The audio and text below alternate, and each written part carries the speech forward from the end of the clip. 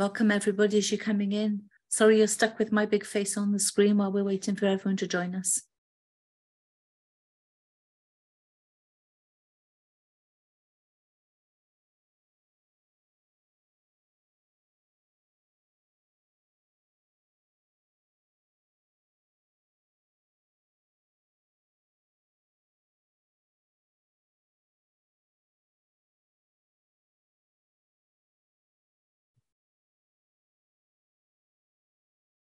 I think if we leave it till about just after 25 to, Mike, are you okay with that? If we just hang on for that long?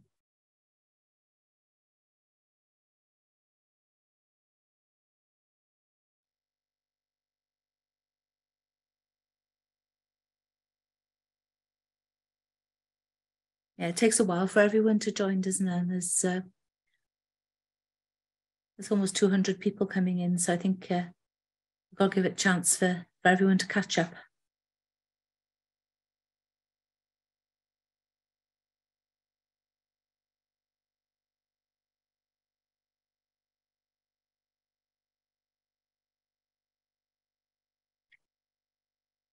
Okay, Mike, are you happy if I, even though I just make a start with the introductions, perhaps? Yeah. Okay. Okay, I hope everyone can hear me. It's really strange talking to myself when I can't see faces on the screen. But can I just say good afternoon? Thank you for joining us. It is amazing to see so many people joining. So thank you for giving up your time this afternoon. My name is Jackie Stamp. I'm the CEO of New Pathways. And my job today is literally just to welcome you and to introduce you to the second of what has become our annual Frontline Focus event. So I hope we got a packed afternoon. I'm going to pass you over to our compere, Mike, in a moment to tell us about what you're going to be hearing today. I just want to tell you that what the aim of these events are. So the main aim, I think, is to start a conversation about rape and sexual abuse, and to keep that conversation going, because we all know for too long it's been a totally taboo subject in our society, and that in itself stops people coming forward. It stops people looking for help, stops us helping others. And so, part of the aim today is that we break that taboo, and that we start that conversation, and we all take kind of responsibility for keeping it going. The other thing that I wanted to say was just, we all hear a lot about really horrific rape and sexual abuse stories in the press. The latest being obviously the trial that we've probably all been following of David Carrick. And it can be totally overwhelming. We hear so much bad stories, difficult stories, traumatic stories, and it's very difficult for people to hear. And so I think part of the aim of today is to highlight some of the most amazing work that is going on in Wales. There's a lot of work going on to raise awareness of sexual abuse, to encourage people to come forward. There's a lot of support work going on around Wales. And I think that gives us maybe a bit of hope and a bit of reassurance that even though this is the most horrific subject, that there is help out there for people, and there is a lot of work being done to prevent it as well. So as I said, my job is just to welcome you. So welcome everybody. I'm sorry if those of you who are just joining have missed that, but I'm going to pass you over to Mike Wilkinson, our Deputy CEO, who's going to be your compere for today. Over to you, Mike. Hi, good afternoon, everybody. Prynandar Pawb, and welcome to our Frontline of Focus, second edition. Coming to you this week when we are recognising and acknowledging Sexual Abuse and Sexual Violence Week, Awareness Week, this week between the 6th and the 12th of Feb. It's an annual event, so it's fitting that we do this event on this week in particular. So just following on from what Jackie said, really, the purpose of today is to raise awareness of sexual violence and sexual abuse, and to start that conversation. That often very difficult conversation, because it's not something that people tend to talk about very often. In fact, it's a subject that people shy away from. If you're sat in a train, or you're sat in a bus stop, or you're talking to work colleagues, I'm guessing that talking about sexual violence is probably down your list of items for conversation, if I'm honest. And that tends to be the same in society as well. So the fact that there's so many of you here today, the 200 plus people here today, we're expecting more to join during the afternoon, is testament really that people do want to know more about sexual violence, and they do want to have that conversation. That's a really good thing. So really glad that you're here. So we've got a packed event this afternoon. It's kind of 2 and a bit hours, and we've condensed some really good speakers into that two and a half hours. We should be finishing about 10 to 4, somewhere in that region. A bit of leeway in case people want to ask questions, or if speakers go over a little bit. So bear with us. I'm the world's worst for keeping the time. So at some point, somebody's going to give me the shepherd's crook and tell me to stop talking. That might happen. So we'll try and keep to time. We do have a break about halfway through. What I would say in that 10-minute break, stretch your legs, get out, get some fresh air if possible, make yourself a cup of coffee and come back. If you can stay for the duration, yeah, I'd really encourage you to do so, because we've got some really good speakers and I wouldn't want you to miss out. However, we are also, by the magic of technology, recording this webinar session as well. So that is going to be available to everybody. So if you do miss bits, you have to go and take a call, or you can't stay for the duration, you'll be able to catch up at your leisure. And our tech team, who I will introduce you to shortly, will have all the links for that to share with you going forward. Okay, so actually, it's a good time to bring them in, actually. So if I've got Lee, Jenny, and Janine, can you pop up on screen miraculously? So I can, hello, there you go. Janine, you're here as well.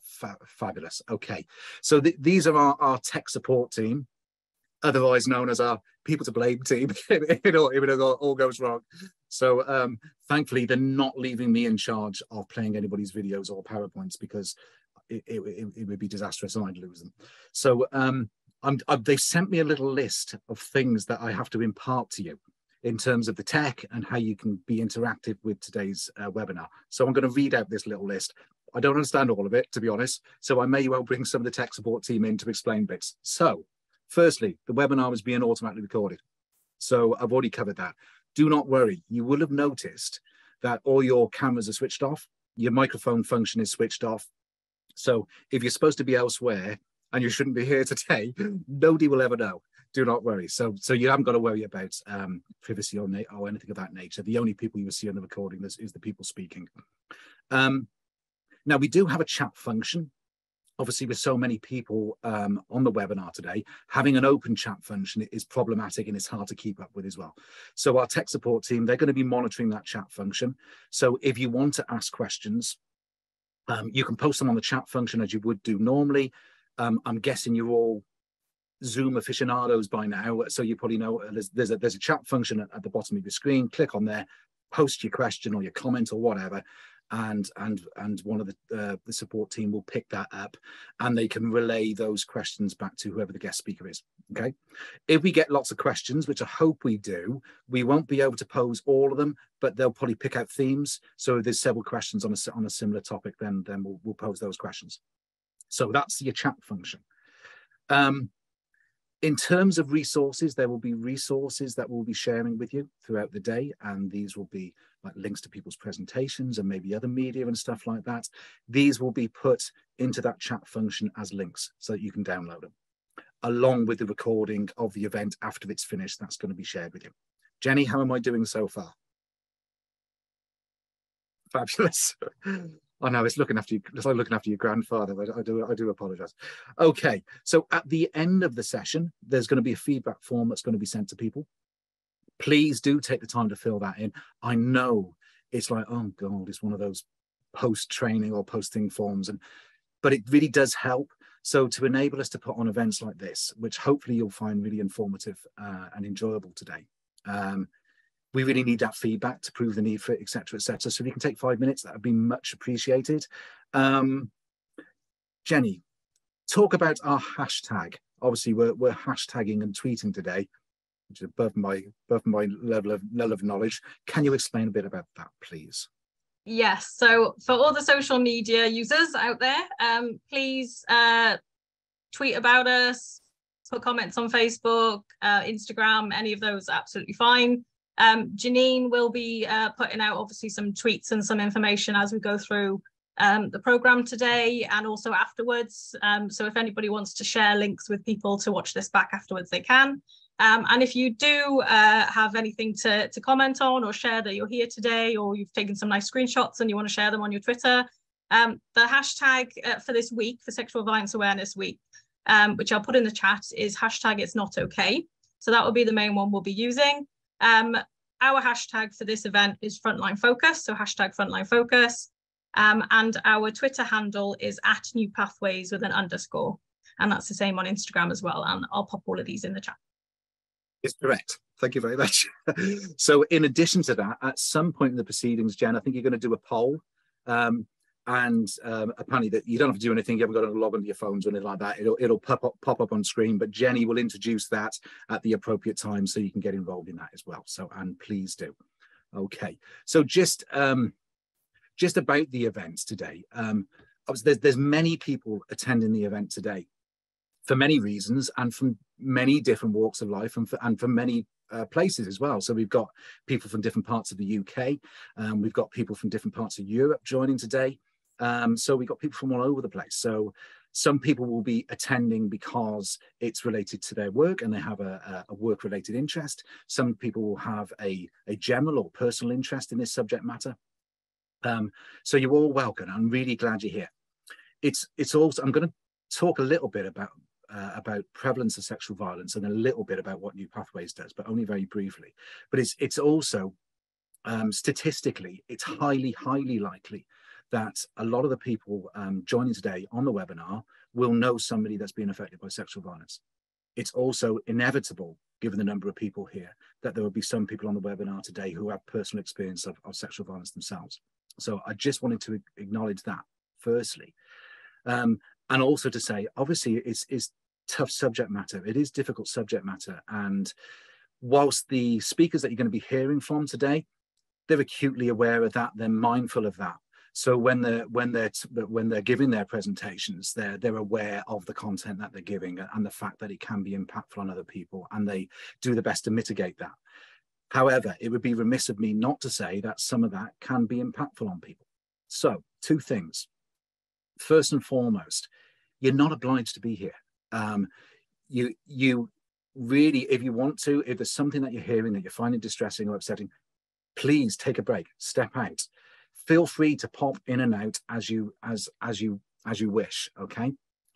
Even if you're obliged to be here because your manager at work has said you need to go to that webinar today and listen to that. First and foremost, please look after yourself. So, you know, obviously you can be the arbiters of that. So if you need to take a break, please take a break, okay? Secondly, if something that you hear today really resounds with you or you're triggered by something that you hear, just want to say that obviously support is available for you. And the way you can access that is that you can contact us. First and foremost, you know, our link to our website with our contact numbers, our phone numbers, our emails, whatever, is going to be put in the chat function. On our website, you'll also find all kinds of useful things. So there's links to self-referral forms if you want to refer yourself for support. There's also links to resources and an endless supply of advice on there as well. But if you do, after the event, want somebody to get in touch with you, please just let us know and we will give you a call. So please, you know, don't go away feeling like, you know, this has been affected you in some way and do nothing about it. Please contact us and we'll give you some support. I would also say as well, just before I finish the kind of health warning bit, it's not the effects of listening to people talk about sexual violence are not always immediate or apparent at the time. And it could be that you feel perfectly fine come 4 o'clock when the webinar finishes, but later on it might start to impact on you. So after the event is finished, again, look after yourself. If you can get out, it's a nice day today. Well, it is. It's nice in sunny Pontypool today. Anyway, I don't know what it's like where you are, but go outside, get some fresh air, and kind of decompress a little bit. We do a heck of a lot of training on sexual violence, and people often tell us that at the end of the course they feel perfectly fine, but they don't remember the journey home. They don't remember driving home, or they might be watching TV in the evening or having a meal with their family, and these thoughts are popping into their heads. Okay, you're not losing the plot if that happens. That's perfectly normal, and it does happen. But again, take care of yourselves. and I'll stop being your parent now and nagging you about that. But yeah, please, that is something to bear in mind. So, okay, today is not about New Pathways in any way, shape or form, but for those of you that have not heard of New Pathways before or only know a little bit about us, we're in our 30th year this year. And we're going to be holding a series of events throughout the year to mark that milestone. Jackie, who you heard from at the beginning, she's been here for 29 years and about 6 months of that 30 years. So she's literally bought the t-shirt. I've been here for about 20 years of that. I'm going to sound a bit like Uncle Albert off Only Fools and Horses, but I do remember when we were literally a little 2 up, 2 down in an office, and I think we had about half a dozen staff and stuff like that. So fast forward to today, we've got somewhere in the region of 200 people associated with us, either staff, volunteers, or sessional workers.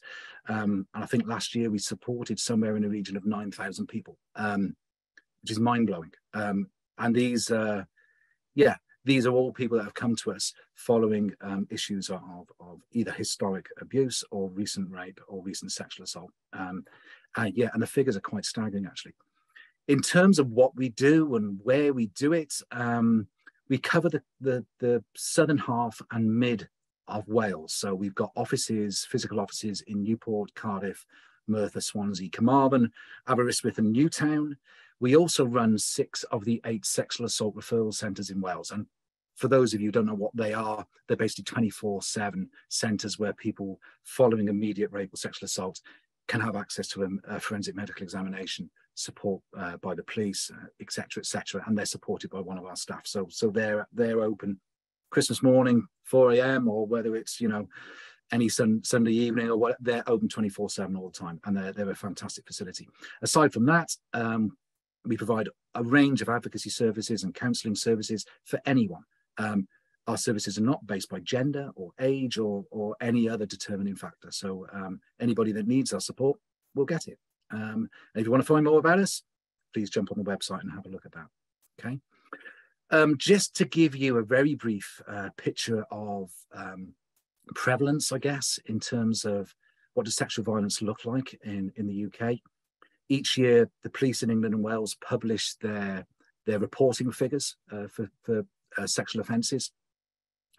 They vary. They go up. Sometimes they go down. They went down over COVID because a lot more. Not that there was less victims, but less people were coming forward because people confined to their homes, etc. But it tends to kind of run along at about 160,000 reports each year to police in England and Wales of sexual offences.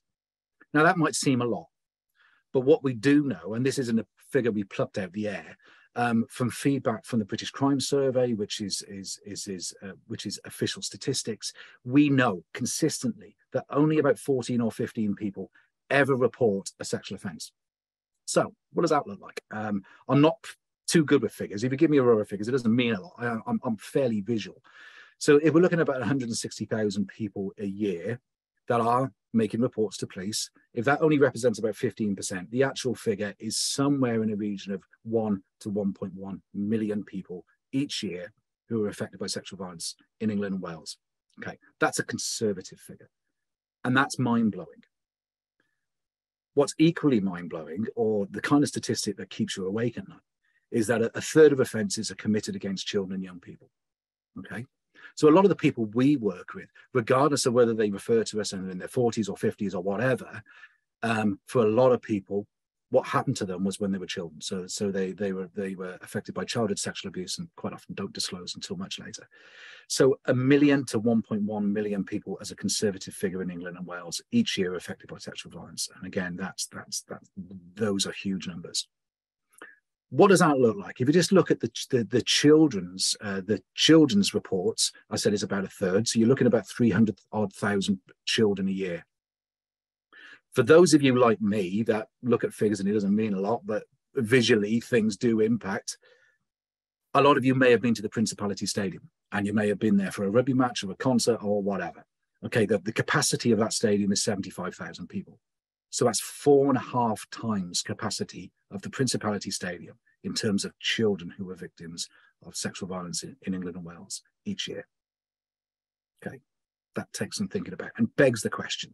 So then why on earth aren't we doing more about this? Why isn't there a public outcry? We're going to discuss some of those issues today. And I think one of the reasons really that stands out is because people don't talk about it, because there's taboos, because, you know, you talk about sexual violence, people look at the floor and back away from you at a rate of knots. We need to change that. You being here today helps us change that. It helps inform the discourse and the dialogue, etc., etc. Okay. So you don't want to listen to me waffling on all day. So I'm going to stop talking. And without further ado, I'm going to introduce our first guest speaker of the day, somebody I know very well because she works for us. So our first speaker is Debbie Woodroffe. Now, Debbie is our head of training and research at New Pathways. She'll correct me if I'm wrong, but I think she's been with us 11 years now. I could be wrong. So in terms of her experience, Debbie's a qualified social worker. She's also a qualified counsellor, qualified supervisor. She's got a master's degree in social policy. She's got a PGCE. In fact, we had to give her a bigger office just to call her diplomas on the wall, frankly. And, you know, an even bigger door to get her head through it. I'm joking. She's not. She's the most humble person you've ever met. But she has a particular interest in this area of work. And yeah, she's renowned throughout Wales and throughout the UK as one of the leading trainers on sexual violence and other related topics. Debbie, I've built you up well now, so I'm going to stop talking. Don't let me down. Okay, that's guaranteed, isn't it? That I'm going to fall flat on my face now. Thank you for that, Mike, and I obviously owe you a pint for that introduction. So I'm going to talk to you today about a client that I've worked with and the things that I've learned from that work. I'm going to just look at my timings to make sure I don't go over time now. So as somebody who's qualified as a counsellor many years ago, a lot of what I originally learned has been lost in the midst of time. I've had to refresh myself because I teach now. However, like most counsellors, my best teachers have been the clients I've worked with and the mistakes that I've made. And I'm going to talk to you, as I said, about my learning from one client. I've got permission to talk about her, but I have anonymised lots of details. So she's not identifiable in any way. And I'm going to call her Amy. So she's a woman who was in her mid-40s when she came for counselling. She's married with 2 children and isn't originally from the UK.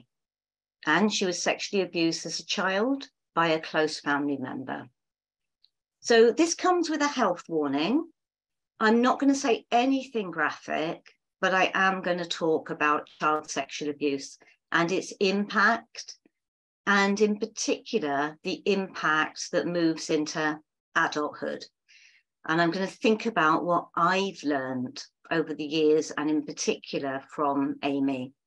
So one of the first things I learned, and I've learned this from quite a lot of people over time, is not to rush people. These things are really hard to talk about. Amy didn't tell anybody what had happened or had hurt her, ever. And for me, working with her, she didn't tell me what had happened or who had hurt her for many, many months, because she hadn't told anybody at all before. She'd never heard herself say those words out loud. It was a 40-year secret between her and her abuser. I was reminded of how important it is to work at a client's pace, to give them control and allow them to tell their story in their own time, if they choose to do so. Now, she told me later that me saying, you don't need to say anything unless you want to, and never pushing her to say more than she was ready for, enabled her to stick with counselling and not flee from it like she'd done before. She tried going to counselling many times before.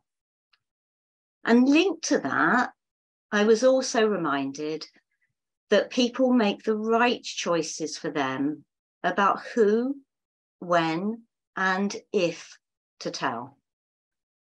So, like many people, Amy never told or reported to protect her family, to protect the wider family, and to keep some sense of control for herself.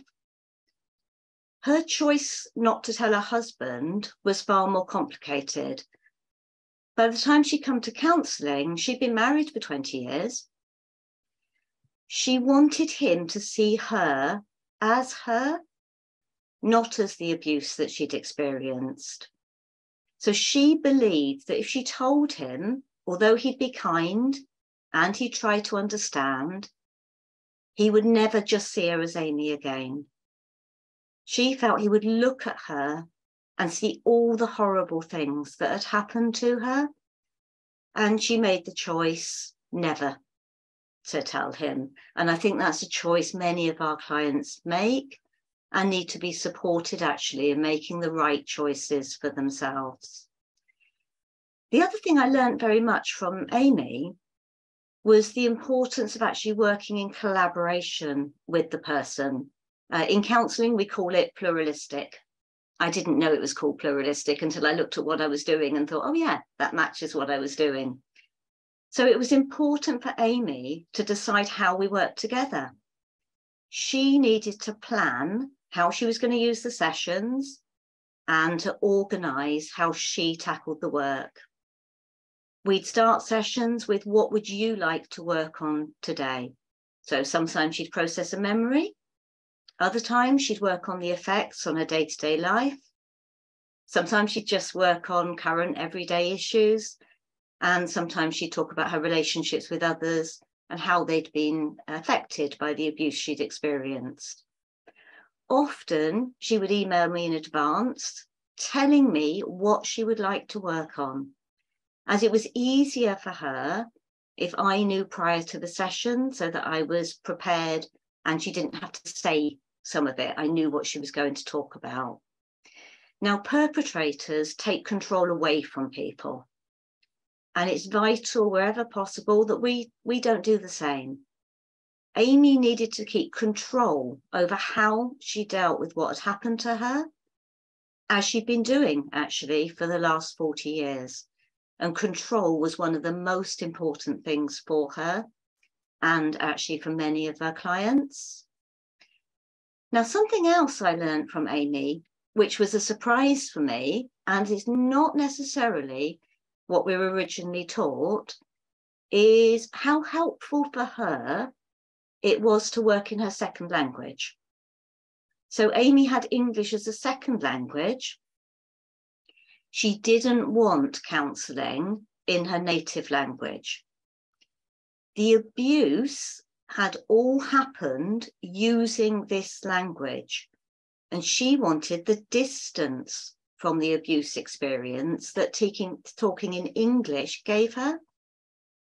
She needed and said she wanted the necessity of translating in her head during the sessions. Her English was excellent, but it's not the language she thought in. Amy said it helped her feel more in control and reduce any possibility of overwhelm. She also didn't need to say out loud any of the actual words that had been said to her, because those words had been said in a different language. That also linked to other learning for me. I also learned to take more care of the words and language that I use. Now, I train a lot. I've been with New Pathways 12 years now, actually, Mike, not 11 years, so a long time. I speak about rape and sexual abuse a lot because that's my job.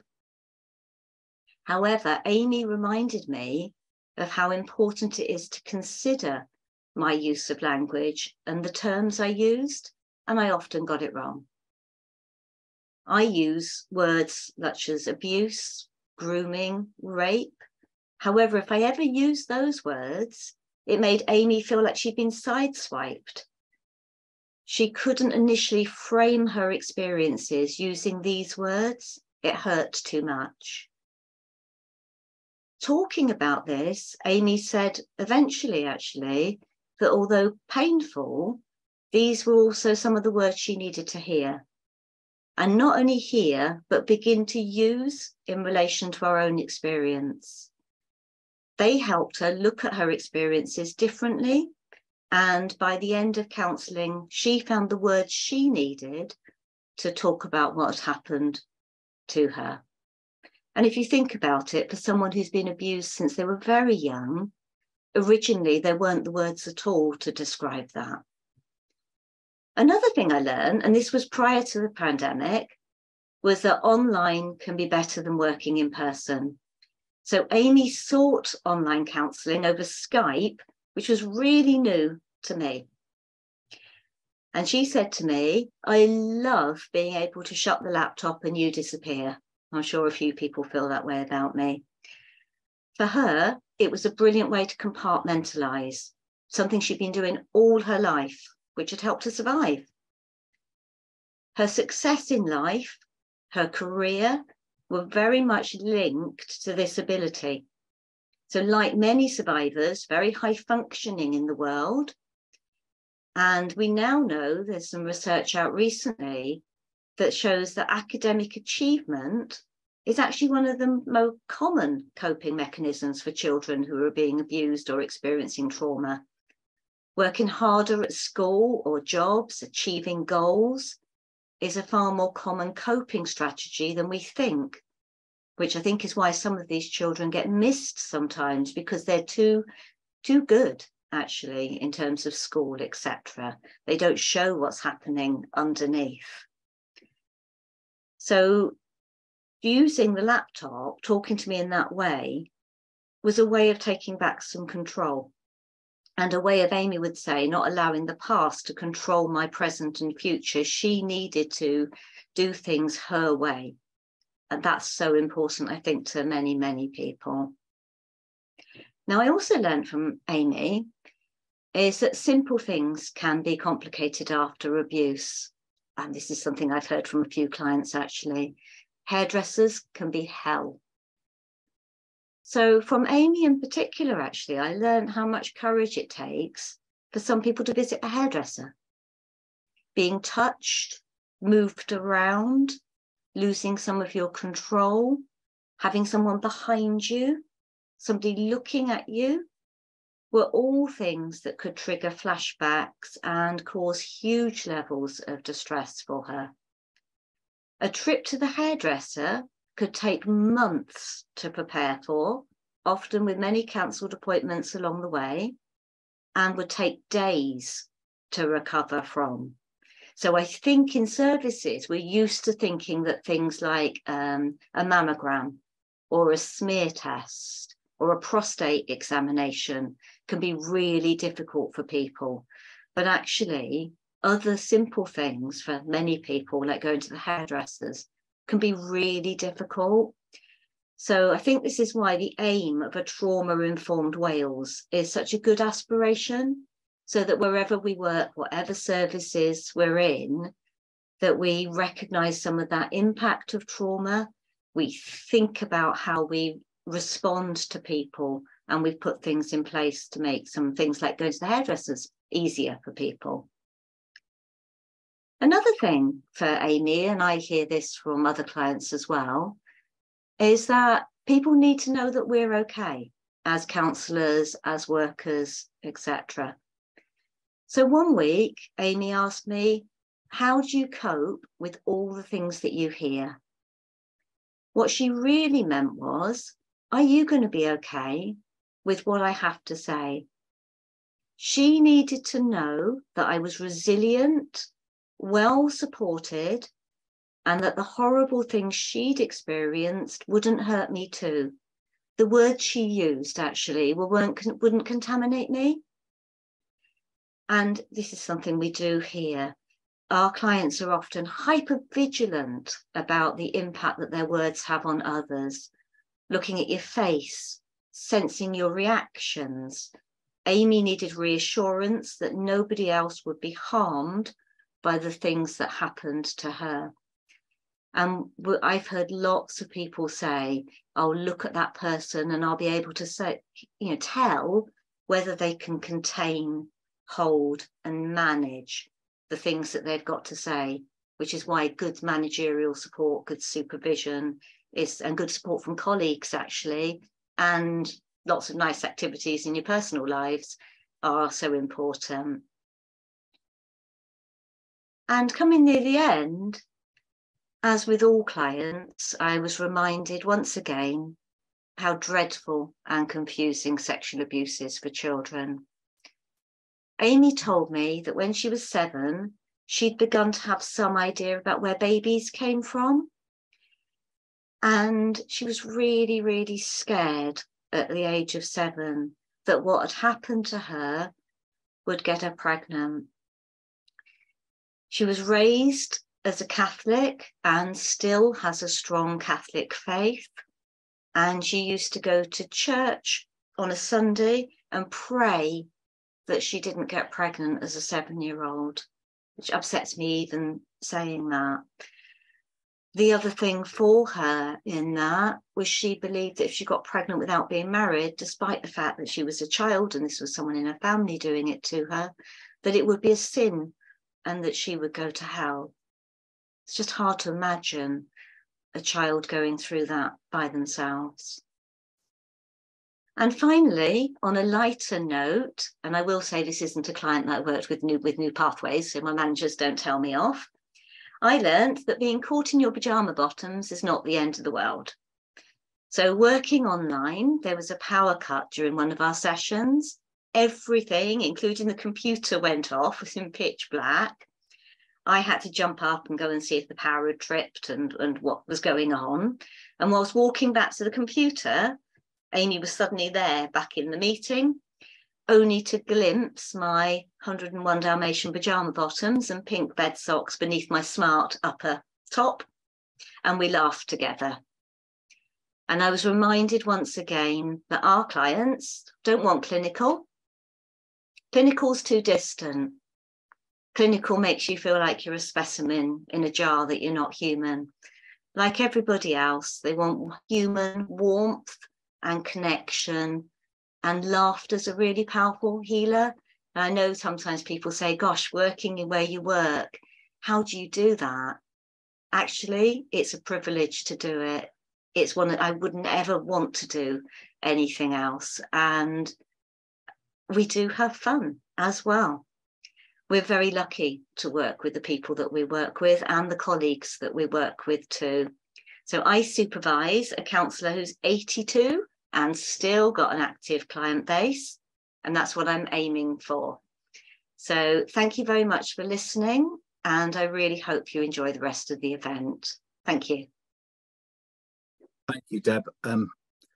Yeah, it was really insightful. I'm always struck when I hear you speak, even though I heard you speak many times before, and I always find something new. And it really struck me at that something that people probably don't realize. People will probably understand the psychological effects of trauma.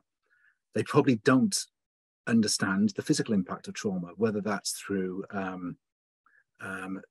the fact that people sometimes may self-medicate through substance misuse, or people may have self-harming or whatever, but also the things that you spoke about, those impacts that you know, people don't go for smear tests or mammograms or prostate examinations because of what's happened to them, and the health risks with that you know, people don't think that doesn't enter people's heads when they think about how people are affected by sexual violence. And that's you raised a really good point there. But you also just highlighted beautifully how individually we work with clients, and everybody is different and everybody has their own way of working, and giving them that power back is so key, isn't it? And, yes. Thank you. Was there any chat, any questions? I know I've already got over a couple of minutes anyway, but Jenna, was there any questions for Deb in the chat at all? No questions at the moment, but a few messages, Deb, just to say how powerful that was and how eye-opening it was. So yeah, thank you. Fabulous. Thank and you. Just on that, I mean, Deb is absolutely right. You start working in this field and he gets his hooks in you. 20 years ago, I had a nice job with a nice pension, and I set fire to it to come and do this for 20 years, but I wouldn't have changed a thing. So if anybody is inspired about maybe wanting to work in this field, I know of quite a good organisation that is currently looking for people. And also we have a counselling college as well. If you're thinking, I haven't got those skills and I haven't got the knowledge, we can fix that. But there you are, look on the website. So without further ado, our next speaker I'm going to introduce is Dino. Dino, let me get your surname right. Nocivelli, did I pronounce that right? Please say yes. Anyway, Dino is here. I can see him on the screen. So Dino, just to introduce him, he's a very experienced lawyer. He's a partner in a law firm based in London called Lee Day.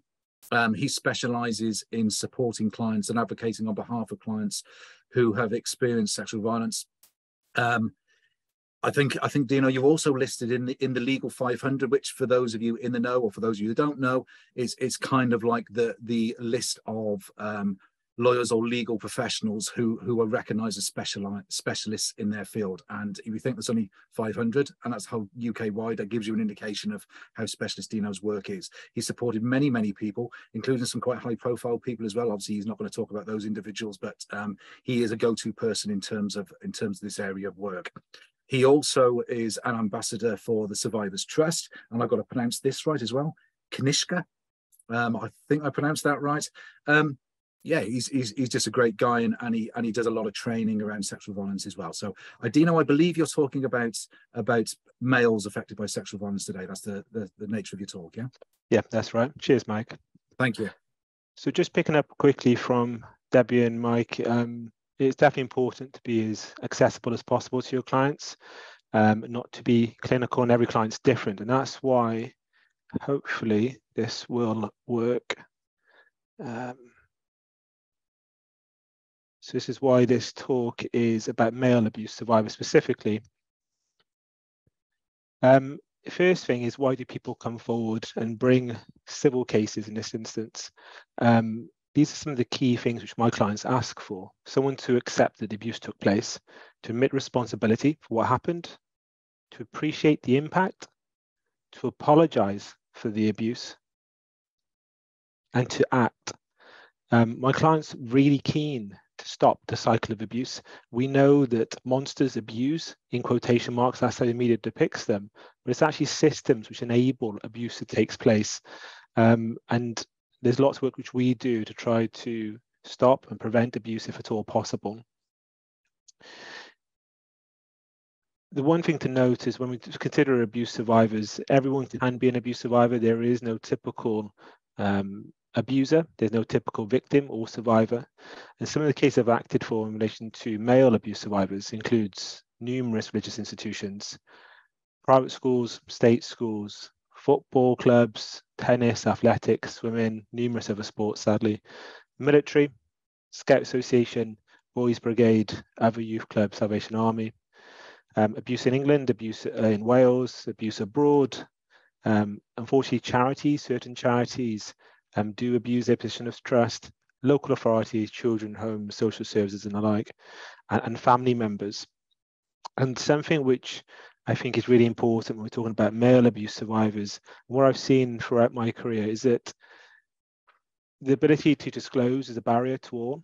There are additional factors based on class, sex, religion, sexuality. But for male survivors, it can often be an issue where they've been abused by another male, someone who's in a position of trust. This can define their life in a way. They often have psychosexual issues and difficulties. Sometimes they feel a need to prove themselves as a man.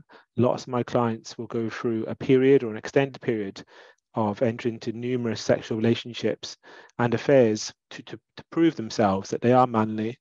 Lots of them have quite distorted views of males in positions of trust, of homosexuals. They're often very doubtful and concerning, often very protective over their children.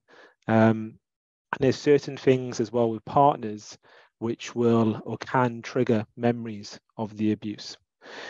With men, there's an inherent issue whereby, generally speaking, men don't talk about their feelings, don't obtain medical help, and this can exacerbate and worsen the impact of any mental health injuries.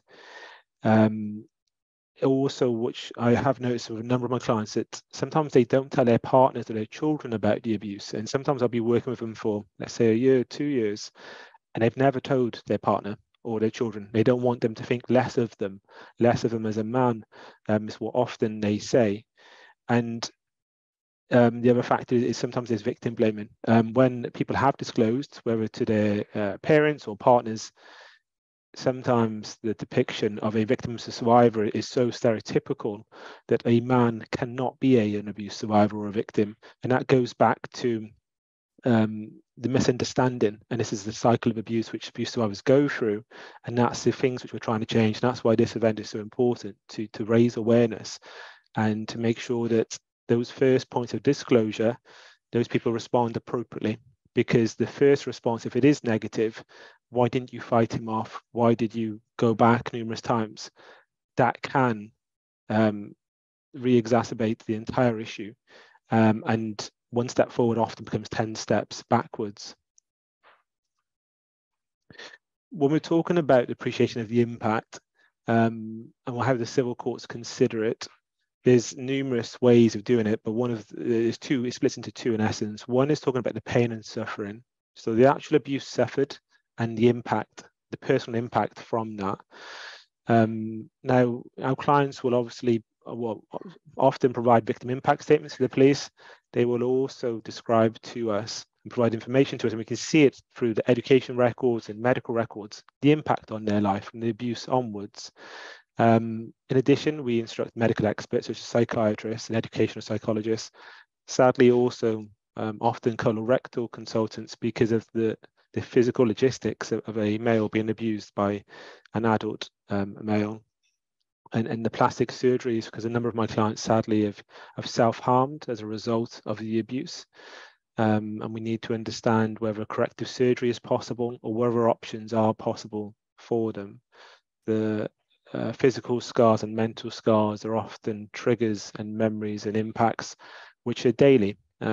Self-harm scar, to explain that to someone, why have you self-harmed? How did that happen? You have to give a reason. And this is often a barrier for lots of my clients. A number of them have delayed having children or decided not to have children. A number of my clients have had vasectomies in their 20s because they just could never face having a child because of the myth that abuse survivors abuse, which is an absolute myth and fallacy. And this aspect about aggravated damages is the insult to injury. You haven't just been abused by someone, you've been abused by someone who you trust and know. Stranger danger is largely a myth, unfortunately.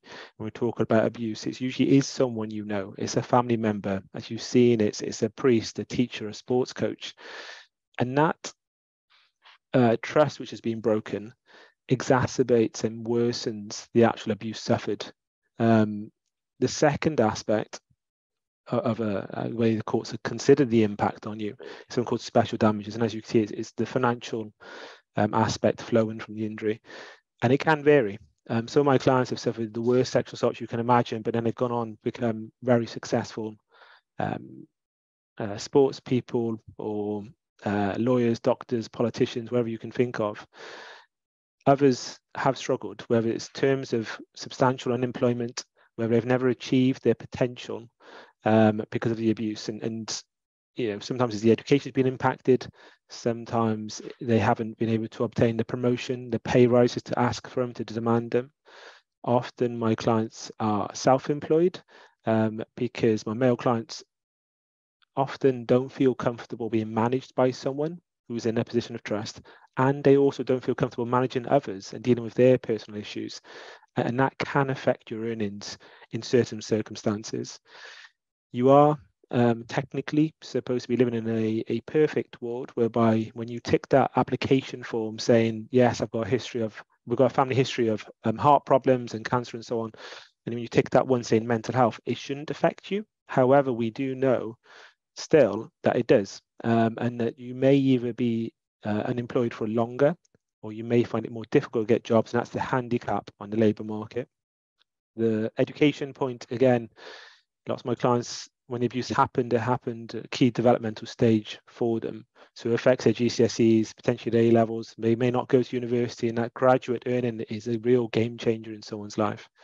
The therapy costs, again, the NHS, fantastic, but it's restrictive in relation to the choice of therapists. It's restrictive in respect of when therapy is obtained, how frequent, and the like. And this therapy is generally speaking private therapy for the individual, sometimes couples counselling, sometimes family counselling. The loss of familial support is because the abuse doesn't just affect the individual. We know there's a ripple effect. And as soon as people don't understand why you have changed or why you're displaying certain characteristics or behavior, we often see families disowning children, sadly, because they just, why have you just gone off the scale? What's happened here? We disown you. That does affect you because, again, loss of familial support does impact on your ability to buy houses, to obtain steady employment and the like. The plastic surgery, again, that can be a private cost along with camouflage if it's on your arms and elsewhere. A number of my clients will self-medicate, in essence, with self-harm, alcohol, drugs. Alcohol is one which we can look to try to reclaim. There's a certain limit which is recommended, not recommended, there's a certain limit which is advised for each individual, and often my clients are 6 to 8, if not 10 times over that each week, which obviously adds up financially. And then the relocation costs. Some of my clients have been abused in their family home, and when they are younger, obviously it's re-triggering to still be living in the bedroom where you were sexually assaulted by a male abuser. So sometimes we've had to relocate them, so move them and their family to another house, and obviously incurs costs for themselves and their family members. The one thing I did mention at the very beginning was actually, these are the issues which are faced, and we want to try to change this. I've only been given, I think, a 10-minute slot, so I've been trying to keep it short, but one thing which we are very keen to do is to remove the burden on survivors to disclose exclusively. At the moment, that's still the case. And mandatory reporting means that those who are in positions of trust and regulatory activities like teachers, religious leaders, sports coaches and the like would be under a legal duty to report allegations and concerns about abuse. We need to start to appreciate it takes a village to raise a child and it takes a village to abuse a child. And we do need to provide support to all survivors. There's an issue about peers, lords and the like who've been convicted. Lord Ahmed was convicted for abusing a number of children. We can't remove his title. He will die as Lord Ahmed. It's something which denotes an element of respectability, and we need to change the law to do that, which is still not been possible. Positions of trust, I've been working with Tanny Gray Thompson and others to extend this, and we do have it now in place for teachers, and now it's been extended to sports coaches and religious leaders. But there are still gaps. Driving instructors, wrestling, ballet, drama, music. We need to do more work. There's limitation, the time limit to bring a civil case is still an issue. And in relation to double jeopardy, it means that if you bring forward an allegation against an abuser, please say there's not enough evidence, or then that's fine. But if the police do proceed and actually the case is unsuccessful, it's you and another person making an allegation against an abuser. And then 10 years later, others come forward. Your case can't be reopened if it's only just indecent assault. If it's rape, you're fine. But if it's indecent assault or not, and this affected a number of my male clients at Southampton Football Club who were sexually abused by Bob Higgins, their coach. There was one trial in the 90s which was unsuccessful for a number of boys. Fast forward about 24 years later, another 20 to 25 boys came forward and he was prosecuted finally. But those original boys were unable to get criminal justice, and that's something which I've been campaigning for a long time. And the last campaign for this talk I want to talk about was just non-disclosure agreements. There's still a barrier to justice, and I think that if abuse survivors being able to disclose their abuse, the last thing we should be able to do is to silence them, and that's what these gagging orders, non-disclosure agreements, confidentiality agreements, whatever you want to call it, it gags the survivor and enables the cycle of abuse potentially to continue. I think that's my slot up, and I think there was a couple of minutes for questions if anyone's got them. Thank you, Dino. There's been some comments and stuff in the chat about the campaign and people wanting to know more about that. So I think if Jenny, if you can put those links on the chat so that people can see those and download them. I don't think there was some comment. I don't think there was any particular questions. I have a particular question actually. in the advent of a lot more high profile cases within sport, particularly the Barry Bennell case and whatever, are people more likely to come forward as a result of that? Has the media coverage made a difference or not? Yeah, so the media coverage instills an element that, well, it's an element of trust, to be frank. Survivors have very frequently very untrusting because of the abuse which they went through.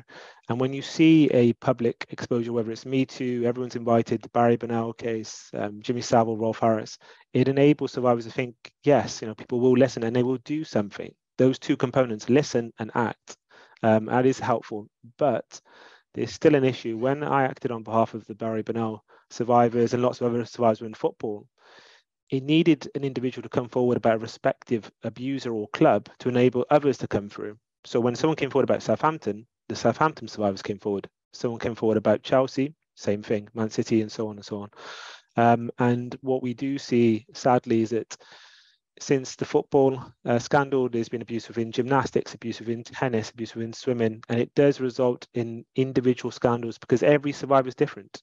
And sadly, when I speak to survivors going, well, why disclose now? It's because I saw someone in tennis, but there was someone in football, but that wasn't tennis. But it's both sport, totally different. Catholic and Jewish, totally different. And we are still waiting for certain areas of society to be able to talk, sadly. That's really interesting. Thank you so much for your time today. So if you want to find out more about Dino's work, there's some of the contacts on there. Dino's regularly in the media commenting on these matters. So yeah, do follow him. He's got some very interesting stuff to say. Okay. Thanks, Mike. Now, our next speaker, before we go into the break, I'm delighted that she's here with us today, is somebody that we know very well, been a friend of New Pathways for many years, and certainly a friend of the sector. Is Johanna Robinson. Now, Johanna is, now I'll get your full title right. This doesn't fit well on a business card, Johanna, does it? You are the National Advisor for Violence Against Women, Gender-Based Violence, Domestic Abuse and Sexual Violence. Your business card is probably about that wide, I am guessing. So Johanna's role as the National Advisor is in short is what she's termed, is to advise Welsh Government on policy and procedures in relation to violence against women, domestic abuse and sexual violence. Before becoming the National Advisor, Johanna's last job was Director of Operations at Flamai. Prior to that, she worked for the Survivors Trust as a senior manager there. I think she's got more than 25 years experience of working in this particular field. Really, really knowledgeable. Now, also you may see her on the media. In fact, last week when the news stories broke about the WRU and misogyny within the WRU, Johanna was on BBC Wales as a panel member discussing that. So you may have seen her around. You'll probably see a lot more of her now in a new role. So, in addition to the fact that Johanna has a significant amount of expertise in this area, Johanna also has personal experience. She has personal lived experience of being a survivor of rape herself. And she is really, really keen to champion the voice of people affected by sexual violence. And this new role gives you the ideal platform to do that. And in fact, something that's not on her bio, but something I do know. I mean, you cut her in half, it says, I'm going to support victims. And I know Johanna spent a lot of time out in Asia supporting female victims of rape in countries where there are no services and there are support. So she really does walk the walk and talk the talk. So I will stop talking. And without further ado, I'd like to invite Johanna Robinson to speak to us. I do hope she's here after that big build-up.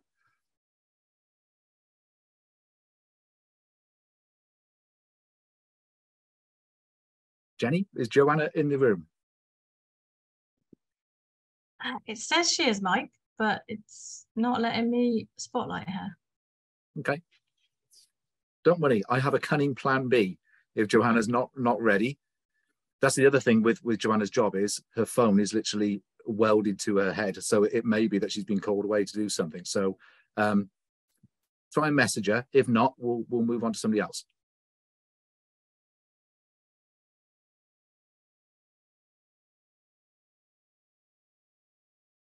I think there's some technical issues going on Johanna's end because she's on mute and it won't let me spotlight her.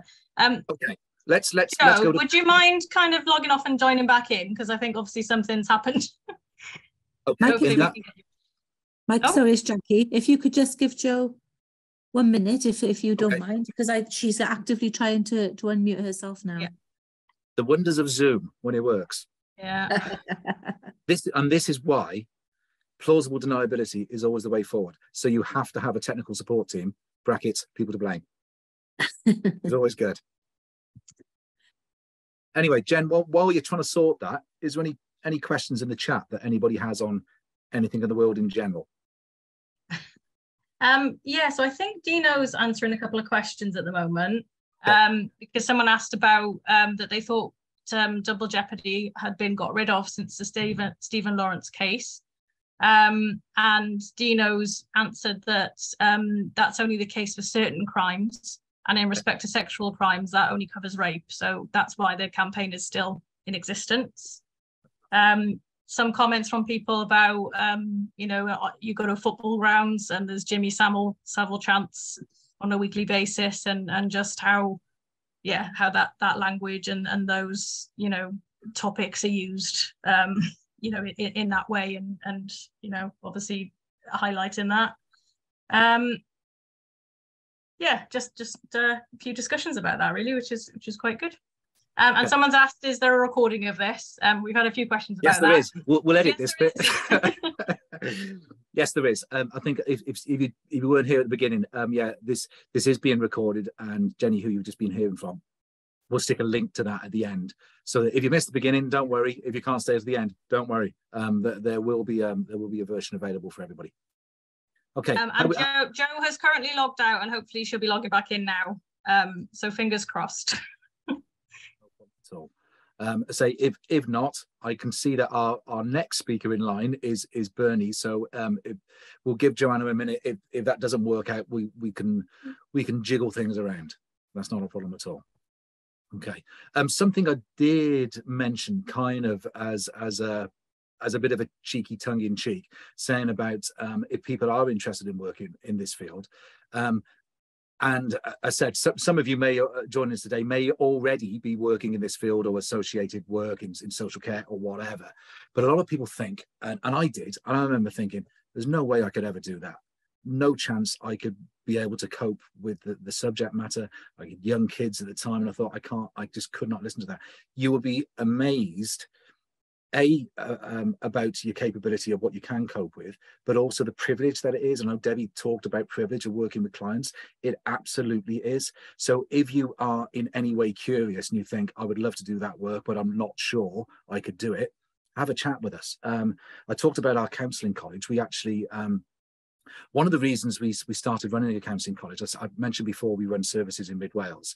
There wasn't a local university that was running counselling courses at the time, so we just couldn't recruit people. We couldn't recruit volunteers. We couldn't recruit staff. So it's kind of that field of dreams thing. I thought if we build it, they will come. So we started running counselling courses there. Oh, Joe's here in the room. So if you're interested, look on our website at our counselling college, because even if you had no experience whatsoever and you know nothing about counselling, but you think it is something I might fancy doing, we can train you from scratch. We can train you from beginning to end. Okay. Be careful what you wish for, though. Joe, hello. Hello, I was giving you time for a sales pitch, I see. I know. Shameless, wasn't it? It was shameless. Excellent. Okay. Apologies, everyone. I didn't realise Welsh Government automatically stopped me from doing anything, so I finally worked. Have they gagged you already? Yes, indeed. Okay. So, Mike did a lot of introducing, of which I was already going to do. So, and I've got to be honest, I've toed and froed about what to say today. So excuse me if I meander and wander, but I will get to several points, I hope. And I think the reason that I got confused was this question of identity. And I put myself in this space by agreeing, because I think it's really important that I'm speaking of both as a professional and as a survivor. But then, based on my experience, of which I'm going to go into, sometimes that creates two different people, and how do you bring them together? So how do I talk to you very much about what I want to talk to you about, which is my role and the work of Welsh Government, but also bring myself in as a survivor in that, and my experience as a survivor, because they can be very different. I haven't always been in this space where I can feel open or feel that it's relevant to be both of these things. And I want to start from the outset by saying I very much feel that there's a difference between privacy and secrecy, and I want to make that distinction. So I absolutely support survivors to be private, and as has already been talked about, you know, and I looked at some statistics for myself just today, because I know the Centre for Expertise around Child Sexual Abuse was, you know, revealed statistics yesterday with, you know, 500,000 children experiencing child sexual abuse every year. And then I looked at kind of adult rape, and that's, you know, 800,000 people experiencing sexual offences every year, age 16 plus. So we are, as a survivor, you know, and as survivors, we are everywhere. So there will be people who are survivors today. And I absolutely support you, if you are a survivor, to have that right to privacy and not to share it. Much as we might, many experiences that we have in our lives, we may choose to tell some people, we may choose not to tell anyone. To me, that is a very, very different thing to being forced to keep it secret. And I do think that is something that many of us have. And so for me, that's really important. And that's why I'm being open, because I don't want to support that. I do not want to be in such a significant role that I see. I do think it is a significant role, and my job is to prove that it's a significant role and to do things with it. Is that we are here, and we are part of things, and we should be here, and we should be able to talk about it. And that for me, in my role, I need other survivors to see that you can be open. To, you know, Dino covered it, and I'm sure others will, and I think Debbie covered it in hers as well, that sense of shame that survivors have about their experience. What is it about them? And I'm going to jump to something that was much later on in my presentation today, but reasons why we have that. You know, very early on, one of my first jobs was in a sexual assault referral centre, and I had some training. And in that training, I was told people like us don't get raped. And there is very much a lot of othering of survivors. So we invite survivors to be part of spaces and places and to contribute. But actually, that's a very contained thing. What we don't seem to accept is that survivors are among us, living and breathing in our workspaces, in our social lives, in our schools, everywhere. And we have to enable, you know, this week is Sexual Violence and Sexual Abuse Awareness Week, and for me, part of that awareness is, one, for survivors to recognise that you can come forward and there will be support.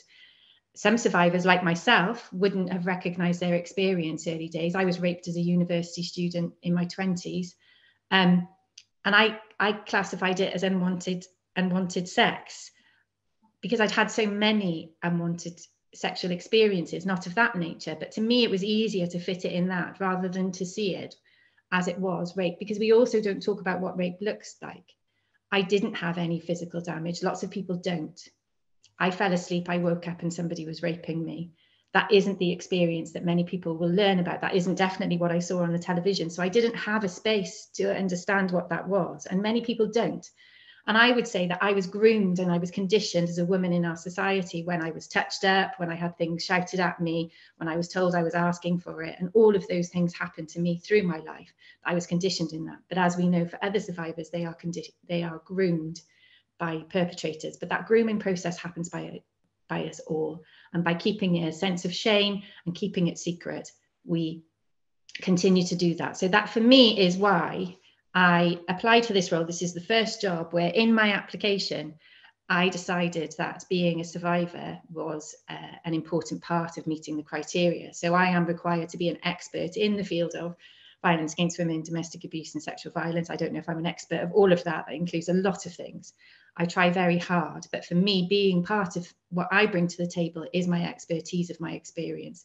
So yeah, so I think Mike said, but I am National Advisor for Violence Against Women for Domestic Abuse and Sexual Violence. And if it's okay, I'm going to jump back and just explain a little bit about that role for those of you that might not be aware of it. So this role was created, it's a public appointment, and it was created by the 2015 Violence Against Women, Domestic Abuse and Sexual Violence Wales Act, which at the time was considered to be, and still is, groundbreaking in its legislation. It has a commitment to prevent and protect and support all victims and survivors as vowed RSV, which is how we name it.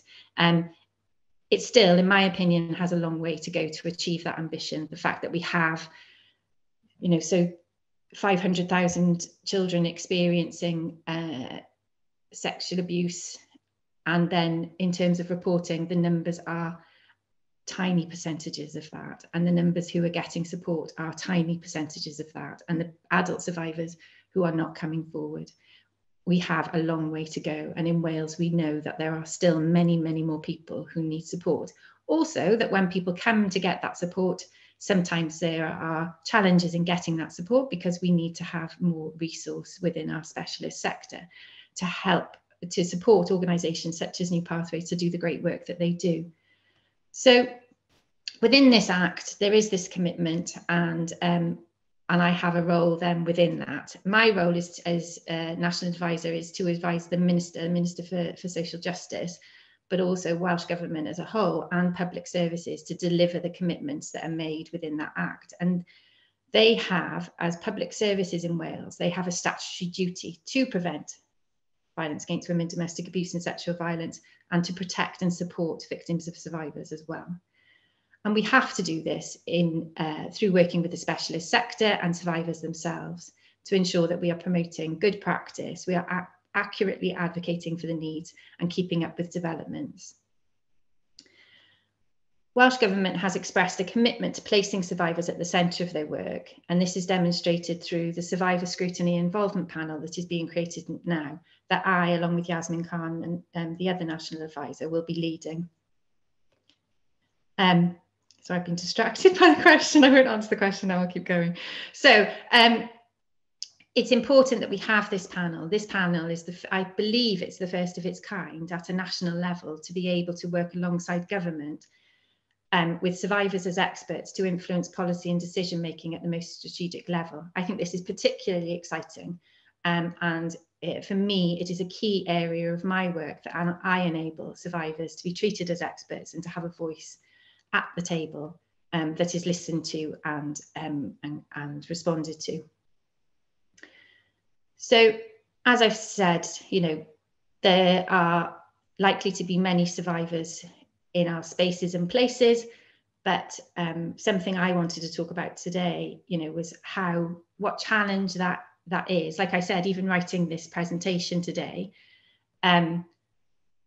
was challenging as to who I am and who do I present myself. And some of that is because of my experiences that I've had throughout my professional career. Like I said, when I was in the SARC, somebody told me people like us didn't want to don't get raped. At that moment, I had to consider, did I want to let everybody know of my experience to allow, to enable them to see that people like us do get raped? Did I want to change that whole atmosphere? Did I want to face the possible challenge that I would be questioned whether I could undertake that role? Because we are questioned as to whether we can separate our personal and professional enough to be able to do our jobs in a way that nobody else is ever around their personal experiences. And then finally, to challenge a fellow professional who was more senior than me at that time. And how would I go about it? Well, of course, I stayed quiet, but also at that time, what I did was internalize my experience and feel more embarrassed about it and feel like I was less than. And that is not right. That is never right. I was able to do my job. I carried on doing it for a number of years, and I've gone on and done lots of other things besides that. And it never, for me, it didn't affect my role. What I did have at that time was a good manager that I did feel able to be open about. But again, it was all dependent on me and making that assessment of whether it was safe. And survivors have to do that so often to judge whether situations are safe. Is it safe to tell this person because I feel like I need support now? Is it safe? And that's, to actually get specialist services. Is it safe to tell someone that I'm having a hard day, be that a family member, be that a colleague? Because whilst we have such significant numbers, we pretend it's more rare than it is. And I understand why we do that, because it's horrible. I see people's horror when they see that somebody like me has been raped. And I was raped by somebody who's gone on to have a significant professional career themselves and lives within my community. I know that that is challenging for my community to see that and to understand that. But I can carry on and I can do my job and I can bring my expertise to my role. And that is really important to me. that in itself helps to make me stronger about my experiences. And as I've said, for me, this role isn't just about me, but it's to reflect that is possible for other survivors, so that we can bring them into whatever sphere they want and be able to reflect on their experiences as relevant, but also be safe for others to know. One of the biggest things for survivors is not believing that it happens to other people and that they are alone in their experience. If some of us feel able to be open about it, and if we can demonstrate that we can be in many different roles, then hopefully that helps people to see that, and helps people to see that there can be other things that we can do. And when I applied for this role, it was also a bit of a test to see whether Welsh Government truly were committed to having survivors at the heart of things.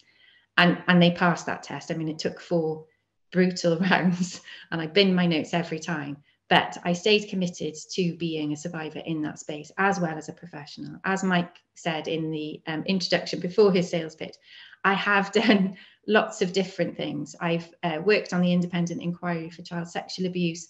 I've worked for Gwent Police and Crime Commissioner as head of strategy, always bringing rape and sexual abuse into my roles as appropriate. I have done the work at Cardiff SAR, because I've said I've worked with women exploited through sex work. And I've been able to do all of those roles, sadly, because of the prevalence. And that is the experience that I bring to my job, not only about who I am and my experience, but all of the different things that I've seen and all of the survivors that I have learned from in my role. Much as Debbie said in the beginning, we learn from each experience. We learn from each person we work with who brings new things for us to understand, and everybody's experience is different. Sorry, just finding my place. So the reality of my working life as someone who with lived experience is that on occasion I have felt judged, I felt shamed, I felt questioned, I felt whether I should be doing the job or whether I'm less than somebody who doesn't have that lived experience doing a similar role. But for me now, the tables have turned, and it is being seen as something that's important, and it is something that people want to talk about. But all too often, what we see is, as Dino said in his, so much depends on each survivor breaking ground. So whether that is the first survivor of a particular football club, whether that is in the case of the recent police officers, the survivor eventually who was believed, and then the people who came after them to speak out. For me in this space, I am the first open survivor. I don't know if other survivors other people who've been in the roles have been survivors, but I am the first person to be open in my role. And I will continue to do so. And I hope that other people will feel more able to be open about their whole experience in roles in the future. So that when we talk about survivor experience, when we talk about what is it like to receive services, when we talk about what does this policy mean, we can be our whole selves around the table, and we can talk about all of our experiences. Thanks. I think it's over to questions now. Unmute myself. Thank you, Jo. There's lots of comments in the chat about how inspirational you are, and you are. I know you're too modest to acknowledge that, but you are. And there's quite a bit of Q&A as well. I'm conscious of the fact that because of technical issues, we've run a little bit over time. So I'm wondering if you'd be kind enough to stay on and answer those in the Q&A so that people have answers to those.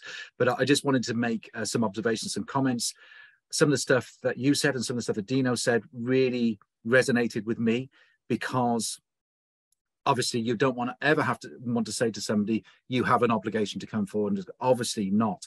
But the power of people, particularly in positions of authority, that coming forward and saying, look, this happened to me, it's hard to quantify in terms of the effect that it has on people, to empower them to have a voice and come forward and feel like, okay, I don't have anything to be guilty or shamed about at all. This wasn't my doing. It wasn't something I had control over. And so having you in this position, I think, is like gold dust for us, for our sector. It really is. And yeah, I think you were a great appointment. The also thing that struck me from what you're saying is terminology.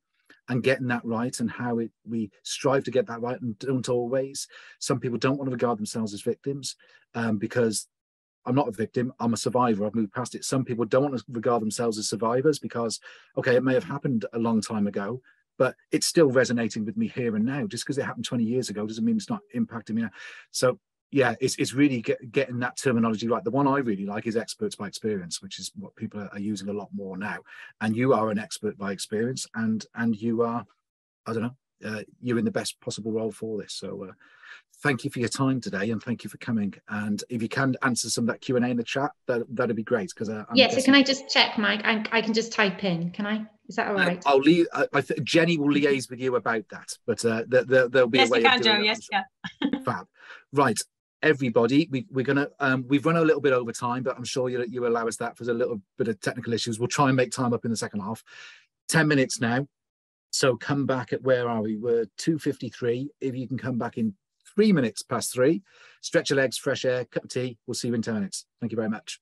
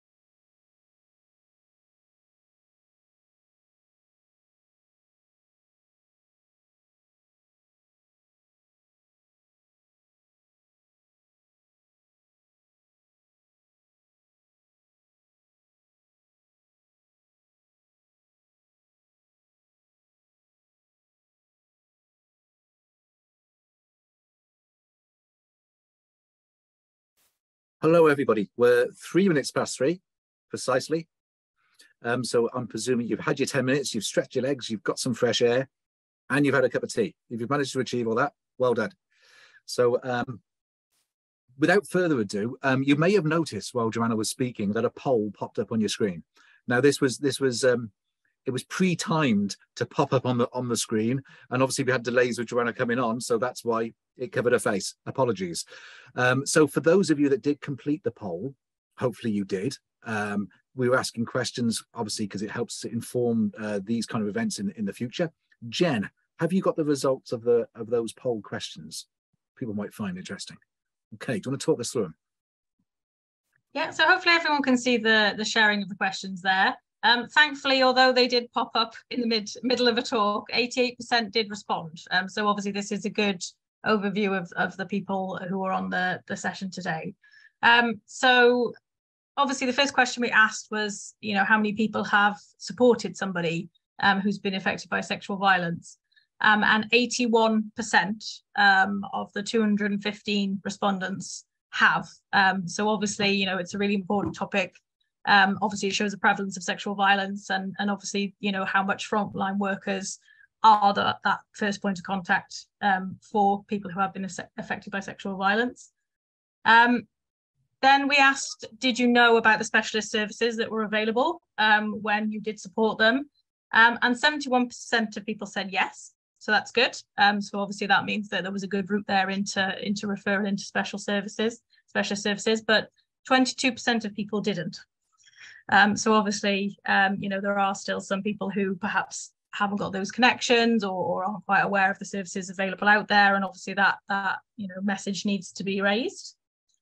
Did you feel confident in dealing with the disclosure? Only 18% felt very confident. So there were a few people that were confident with what they were doing and responded to that in that manner. 34% were fairly confident and 39% were somewhat confident. So obviously the more training we do on this, the more awareness sessions, the more conferences like this will help. And 9% did not feel like they were confident dealing with that subject matter at all. So obviously there is still a need there.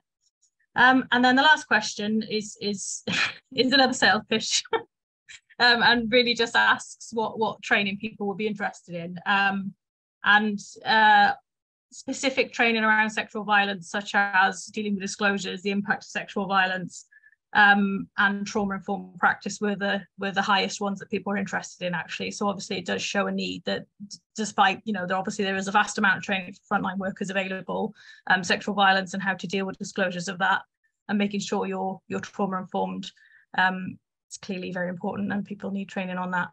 Perhaps that's something that needs to be spread further. So that was the response. Thanks, Jen. Can we publish the whole results of the poll? Is that doable in the chat? I don't know if there's a function for that, or is it not? Yeah, it should be on everyone's screen at the moment. I have shared it. Right. Okay. If it isn't, yeah, it can go out with all of the correspondence afterwards anyway. Great stuff. We actually do a fair bit of completely free of charge training. I mean, we lobby Welsh Government all the time to say, a part of raising awareness, we need to get the message out there, and sometimes we secure some funding to do that. So yes, keep your eye out on our social media and stuff. That I know we've got some fully funded training coming up in the near future on various things. So yeah, just keep an eye out on our Eventbrite page and etc. In terms of the Q&A from Johanna, you're going to type that up, Jen, so that it's available for people to see. Yeah. Yes, so obviously, you know, Johanna didn't have time to answer everyone's questions, but she is very kindly answering them all in the chat for us, so we will put that directly into the Q&A. We'll get our money's worth out of it, don't you, mate? Yeah, the panelists, if anybody does have questions for any of the panelists, and obviously we don't have time to get to them, we will be answering them on the Q&A. A panelist can either answer them directly, or we will obviously relay that message. So we will get to, essentially. Okay, thank you very much. So we're into a second half of our session today. Again, we've got some fantastic speakers coming up. There's a slight change to the agenda, which I'll explain in a minute, and why that is. Coming up, we got Winnie Lee, who's joining us live from California, actually. So she probably will be in her pajamas, because I think it's 6 a.m. over there or something ridiculous. So she's very kindly joined us from across the pond. We've also got our senior trainer Nicole James, who's going to be joining us and talking in a Change the Advertise program. She's going to be talking about her work to support Ukrainian refugees coming to Wales and other asylum seekers, etc., etc. Explain a bit more about that at the time.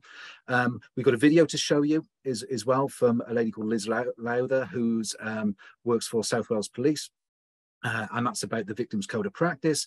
But before all that, I'm delighted to invite to speak one of our friends in the north. Berni Durham-Jones is going to speak to us. Now, Berni is the CEO of Stepping Stones, based in Wrexham in North Wales. She'll explain a bit more about what Stepping Stones do, so I'm not going to steal her thunder. But she's been their CEO since 2020. Under their guidance, they're just going from strength to strength. Prior to that, Berni, you worked in mental health and you were a lecturer for many years as well, weren't you? So without further ado, I'll stop yapping and I'll let you do your presentation. Thanks, Mike. Yes, that's correct. I'm Berni, CEO of Stepping Stones North Wales, and it's a privilege to be here today to talk to you about Stepping Stones and what we do. A little bit about myself. I was a lecturer for 15 years and then I went into mental health, and I was very privileged, I feel, to get this job as CEO, and I'm very, very passionate about this role and about sexual violence. If I just tell you a little bit of a story about a young girl from the age of 3 who was, well, actually before that, this young girl was left alone when she was younger, as a child, as a baby, and she was taken off her parents by social services, and then she was placed in foster care, and from foster care she was sexually abused from the age of 3 to 16 and went through life struggling, having lots of therapy, psychotherapy, and eventually came to Stepping Stones and had a lot of great support. And Stepping Stones really enabled this individual to work through what their abuse and the shame and the guilt. And that little girl sits here before you now and is now the CEO. So that is why I am extremely passionate about Stepping Stones. So without further ado, I'll just share my screen with you, and let's hope technology is on my side today. Can you all see that? Can somebody let me know if they can see? Yes, Berni can see that. It's still in presenter mode though. Oh, okay. How's that? Perfect. Lovely. Thank you very much, Mike. I can't see what's in front of me, even though I've got 3 screens. Okay, so welcome. So basically today I'm going to just give you a little bit of an overview of what Stepping Stones does and how we support survivors of child sexual abuse. We're a specialist charity that's been around since 1984, actually, so a long, long time. So we're coming up to 40 years. We're just beating New Pathways, but we're not competing with New Pathways in any way, shape or form. And we've provided lots of counselling sessions to individuals who've experienced child sexual abuse, as you can see there from the figures. We offer a whole host of services: therapeutic counselling, group activities, psychoeducational courses and resources as well. And obviously with COVID, we've actually changed our modality for offering in-person counselling to be able to offer telephone and remote counselling. And that's actually enabled us to reach more people quicker and better, really. All our counsellors are BACP registered, and they're very experienced in working with complex trauma. So this is just a little bit of an overview of our clients. So we actually don't discriminate against anybody. We provide support for any age, sex, gender, but they have to be 18 years of age, and they can have experienced any type of sexual abuse. And within North Wales, there are 6 counties that we offer support for, and our counsellors are based in all different areas of those counties. And we actually provide support for anybody from any walk of life. And as I'm sure you're aware, obviously a lot of our clients, they do also come with additional issues of mental, physical, substance misuse, homelessness and employment, but we do support them with that. So this is what we actually supply. All our services are actually free of charge. We don't charge anything for our services. We get funded by various funding organisations such as the OPCC, Welsh Government, Lloyds Bank Foundation, etc. Ministry of Justice. So our clients are offered specialist counselling, and we offer long-term counselling as well. And we also have something called psychoeducational courses as well, so things that will enable them to look at different aspects of sexual abuse or look at their own feelings and emotions with regards to stress and resilience. We also offer awareness raising, prevention and education to professionals and community organisations across North Wales to let them know about our service. And we provide free counselling sessions for male prisoners in HMP Berwyn. Once our clients have actually completed their counselling, they're offered our Next Step service. And what that enables them to do, it's like a recovery programme where they do lots of wonderful things like going out to the pantomime, creating lots of things. I'm very jealous because I don't get enough time to do that, unfortunately, but they have a great time. We also offer English and Welsh classes, English and maths classes for our clients. So we did have one client who came for us who had very poor literacy skills, and they actually went on to do a university course, and actually now they're working back in the sector, which is a really good example of where people come and how they get there. We offer a very personalised service and a holistic approach. So it's very much dependent on the client and what their requirements are. So we try and accommodate their requirements if they want a specific day and time each week. And our sessions are generally 50 minutes. We also have a very good independent sexual advisor, and they will be able to support the client with other issues. And that's been really interesting because that's a relatively new service.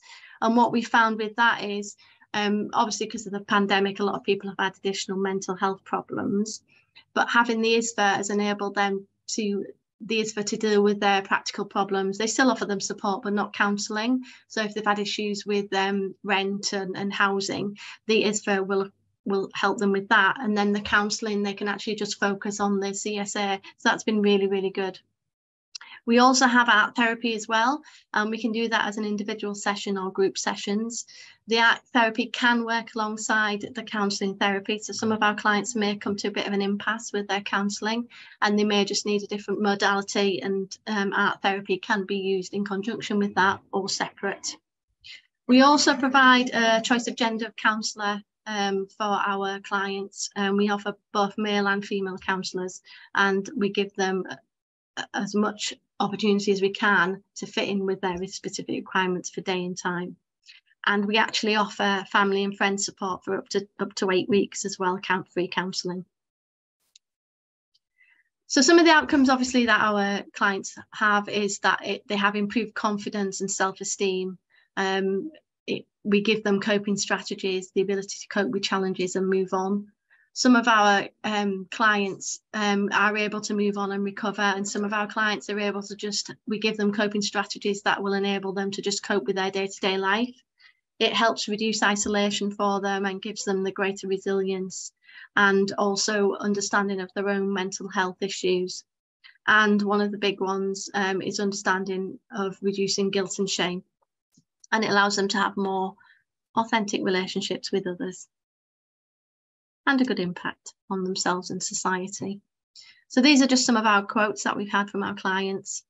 So I now feel free to live my life. I'm no longer carrying the secret which weighed me down. I can now be honest with my wife without carrying a secret shame and guilt. Another one is, the counselling has helped me to overcome memories that were becoming unbearable and has helped me to become steadier within my life. So we offer a few different referral pathways. You can either phone us or mobile or text us or access our website and complete an online form. We do self-referral, and we also get referral through professionals as well.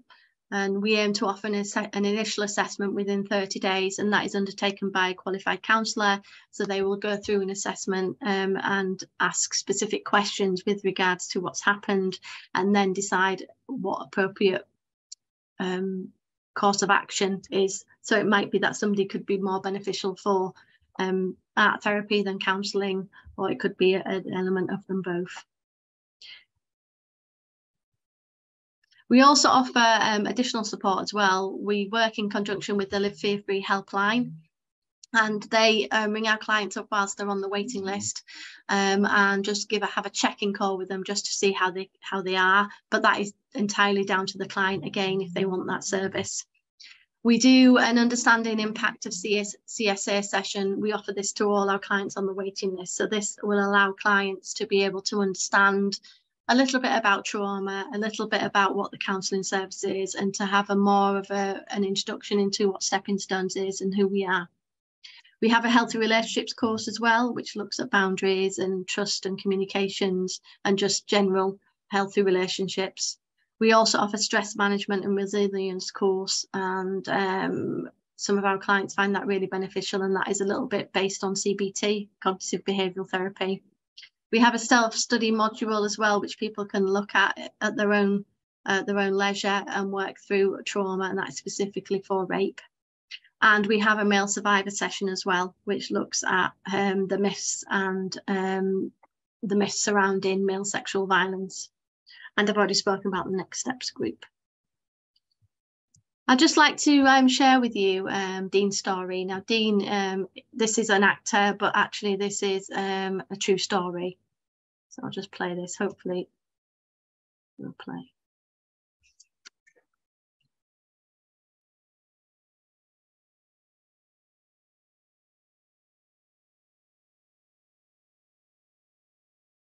Hey there, my name's Dean, and I'm here today to talk to you as a male survivor of childhood sexual abuse. Absolutely anyone can experience abuse, regardless of gender, age, sexuality, or race. But there are still so many barriers and stigmas attached to being a male survivor that they prevent men from coming forward and speaking out.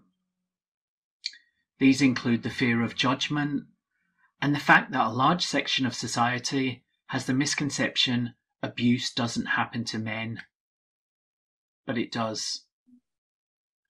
So I hope that as a society, we can come together and be a little kinder and a bit more understanding to help any man taking that brave step to speak up and ask for help.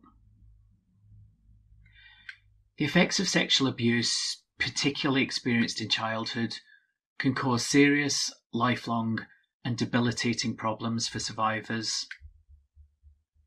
The effects of the abuse as a child wasn't in the immediate aftermath. They surfaced later on, and they grew over time.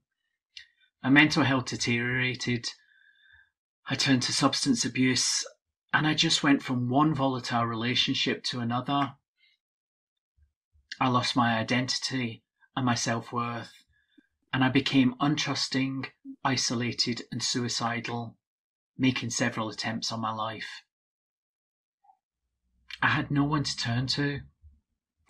My mum had died when I was 11, and I had no contact with my dad, and my life just fell apart. I was stuck in this vicious cycle, and I nearly lost hope of anything ever changing. One day, I reached a point where I decided I couldn't do this anymore. I couldn't just continue to struggle every day. It was becoming exhausting and draining, and I desperately wanted to live. I reached out to a wonderful local charity called Stepping Stones North Wales for help and counselling. I also cut out toxic people from my life, and I put all my energy into taking control back from my abusers. After all, they had no right to impact my life like this anymore. I then went on and met a wonderful man who's now my husband, who gave me hope that not everyone I came across in life is the same as in my past. As I began my recovery and talked with a counsellor about what had happened to me, I grew stronger, and I learnt to cope and let go and live without the pain. It hasn't been easy, but as I sit here today, with the help of the counselling from Stepping Stones, who also gave me the skills I needed to get control back of my life. Along with my own sheer determination, I found happiness and peace that I never thought I'd find. Some days, they can still be difficult, but they're manageable. And it just shows the glimmer of hope that I always had was worth holding on to in the end. I'd like to end my talk with the fact that you've probably noticed that I've never referred to myself as a victim of abuse. That's because I only see myself as a survivor. I also hope that after hearing me speak today, I've helped you see that male survivors can be survivors that thrive. I'm delighted to say as well that Dean, obviously not this person's real name, is actually working for an organisation. And about 3 weeks ago, he came into our organisation offering his services to us. And that was just amazing. And he was so pleased for that. And we're just absolutely chuffed to be working with him. You can contact us on our contact details there, and I'm sure that if you need to contact us at all, you can get that from New Pathways as well. We're on website, Facebook, Twitter, or you can text us. Thank you very much. Berni, thank you so much. You do amazing work up in North Wales, and it just the variety of work that you do just shows firstly the complexity of the work and the lengths that you go to support your clients, and yeah, thank you so much for that. Something I wanted to point out, obviously we're no further north than kind of Aberystwyth and Newtown, but even in that region there's some particular peculiarities and difficulties of working in a rural area. I just wondered if you experience the same. Yes, we do experience the same, really. And it more so if people want in person at the moment because of because of COVID. A lot of our counsellors have gone to remote, and because we have long-term counselling, trying to get them back into that locality can be a bit of a difficulty with the in-person. But yes, rural problems can be an issue. That's debated by the fact that internet connection in deepest, darkest mid and North Wales is not the best, is it? No, not at all. And it can take a lot of people a lot of time as well to get to a place where they might be able to access that as well. Yeah, of course. Berni, thank you so much for your time. I know we're tight on time, so Jen, is there any questions that are sticking out, or do we want to do the same thing and publish the Q&A afterwards? What's your pleasure? We do have one question, Berni, about where would under 18-year-olds access counselling in North Wales? Oh yes, so under 18s, they can access an organisation called RASAC, Rape and Sexual Abuse Centre North Wales.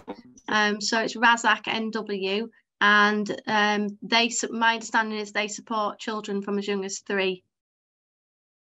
But they also cover the whole of North Wales, and actually we have a couple of their counsellors coming here using our building. So if there's people in Wrexham or wherever, then yeah, no problem at all. But it's RASAC North Wales. Fabulous. Thank you very much indeed. Thank you, Berni. I say, if there is any comments or other Q&A, perhaps we can pick those up in the chat. So, as I said before, our next speaker, hopefully the wonders of modern technology will mean that she is here. She's not lost in the ether between here and in California. She's joining us from the States at some unearthly hour. So I'd just like to introduce Winnie M. Lee. She spoke at our first event actually last year, and she's backed by very popular demand. Winnie, I'm just going to hi Winnie, how you doing? I'm just going to briefly introduce you for those of you that don't know Winnie or haven't followed her work.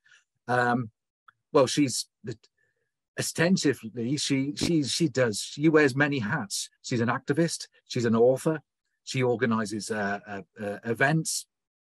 She's becoming quite a prolific author of books. If you haven't read her books, then please do. For her latest novel called Complicit, and I'm quite happy to plug that for you, has been described by the New York Times as harrowing, timely, and thoroughly book club worthy. There you go. So that's a good plug. But yeah, we are delighted to have you back.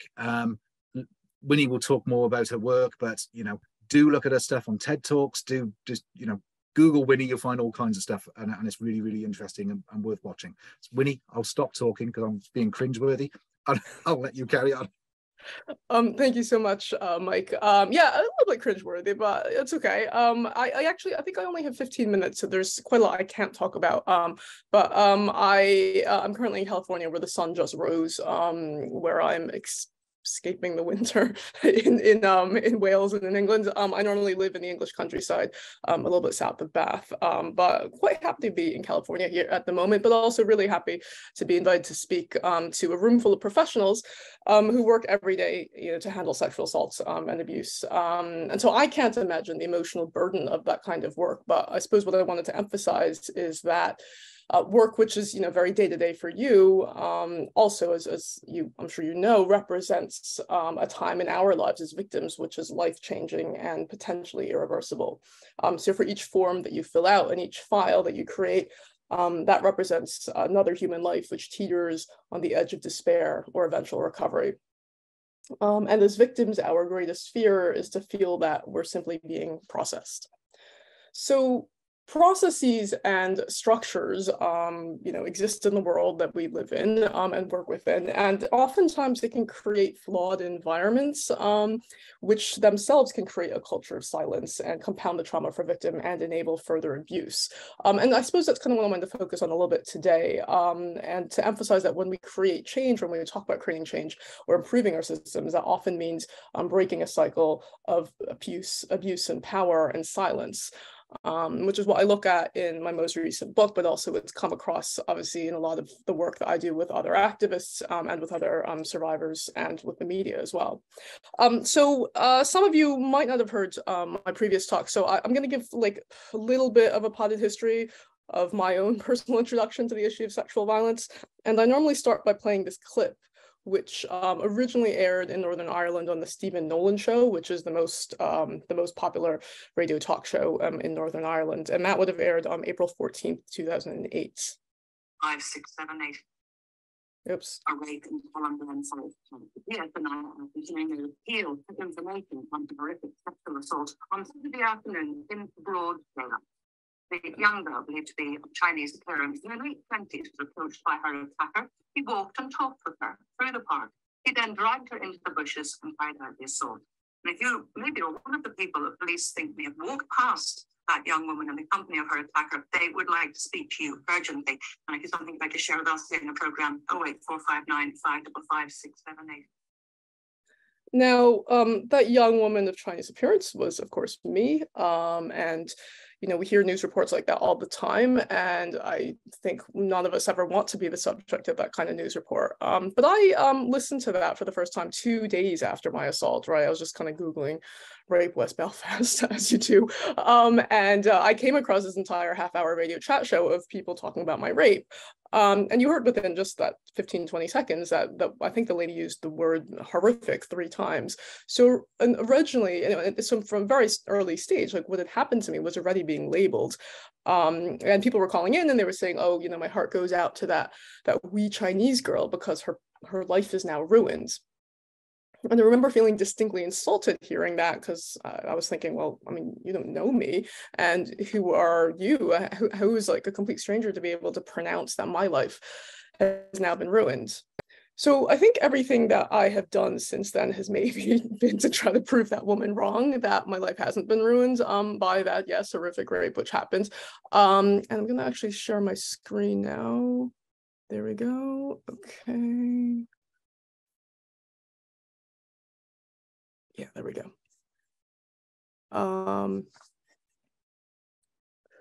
To show that, that woman's wrong and maybe my life wasn't ruined. But, essentially as that woman described it, that was what happened to me. I went hiking one afternoon in West Belfast at the end of a business trip, and I walked into that park and I came out of that park a completely different person. And all it took was one individual, my rapist, an absolute stranger, to fundamentally change the course of my life. So just to give you a sense of who I was before that happened, that's a hiking path because I loved hiking. I still do at the time. I was also working in the film industry. So I was living in London, and that was me on the red carpet of the Oscars in 2006 or 7. And that was kind of the life I thought I was going to have. I was 29 years old, leading a pretty exciting life in London, traveling a lot, making films, and I thought that was going to be my future, right?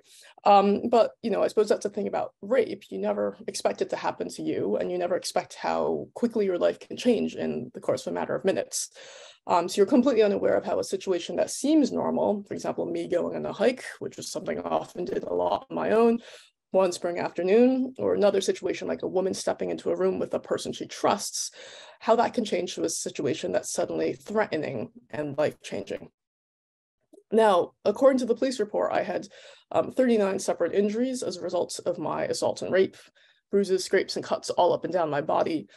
But those healed within weeks. The real damage, as many of you know, was psychological. So I had severe post-traumatic stress disorder, flashbacks, panic attacks, which flared up at any moment. I couldn't step outside of my apartment with suffering from agoraphobia, and I found it difficult to trust strangers because I'd just been raped by a 15-year-old boy. So I felt like a fragile, useless shell of the person whom I'd once been. And just like that, my life changed suddenly and irreversibly. In my condition, I couldn't work anymore as a film producer because that's quite a demanding job. So I actually didn't work for 2.5 years. I lived on incapacity benefit. There was a huge sense of loss of my self-esteem because I was no longer working, and I'd been very career-driven until then. And I never regained the film producing career that I had before my assault. So I want to stop there because, again, I've reintroduced you to the fact I worked in film. And yet at the same time, all those things that happened to me pretty much reduced my voice. Like I felt like my voice had essentially been completely quashed. You had that, there was an entire radio talk show of strangers calling in talking about my rape, but there was never a question of, oh, maybe the victim of that rape is somebody that we could necessarily hear or that we could hear from. There was never a sense that my voice was worth listening to. And that is one of the ways in which the aftermath of sexual violence impacts us. The assumption for silence, the assumption of shame leads to something that chips away at our self-esteem, our mental well-being. It affects our careers and our prospects and our finances, our relationships, and ultimately our family or our chances for our family. In the meantime, there was a lot in the media about my rapist.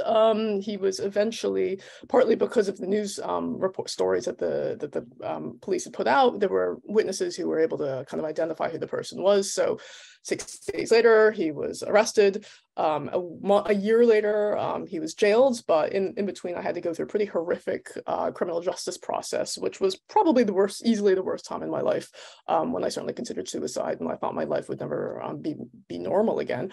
And so at the very last minute, I'd flown back to Belfast. At the very last minute, as we were waiting for the jury to be selected, my perpetrator pleaded guilty. So suddenly it became a guilty conviction, and he was sentenced to 8 years in prison. He only served 4 years because of the 50% remission policy in Northern Ireland, and that entire process is now over.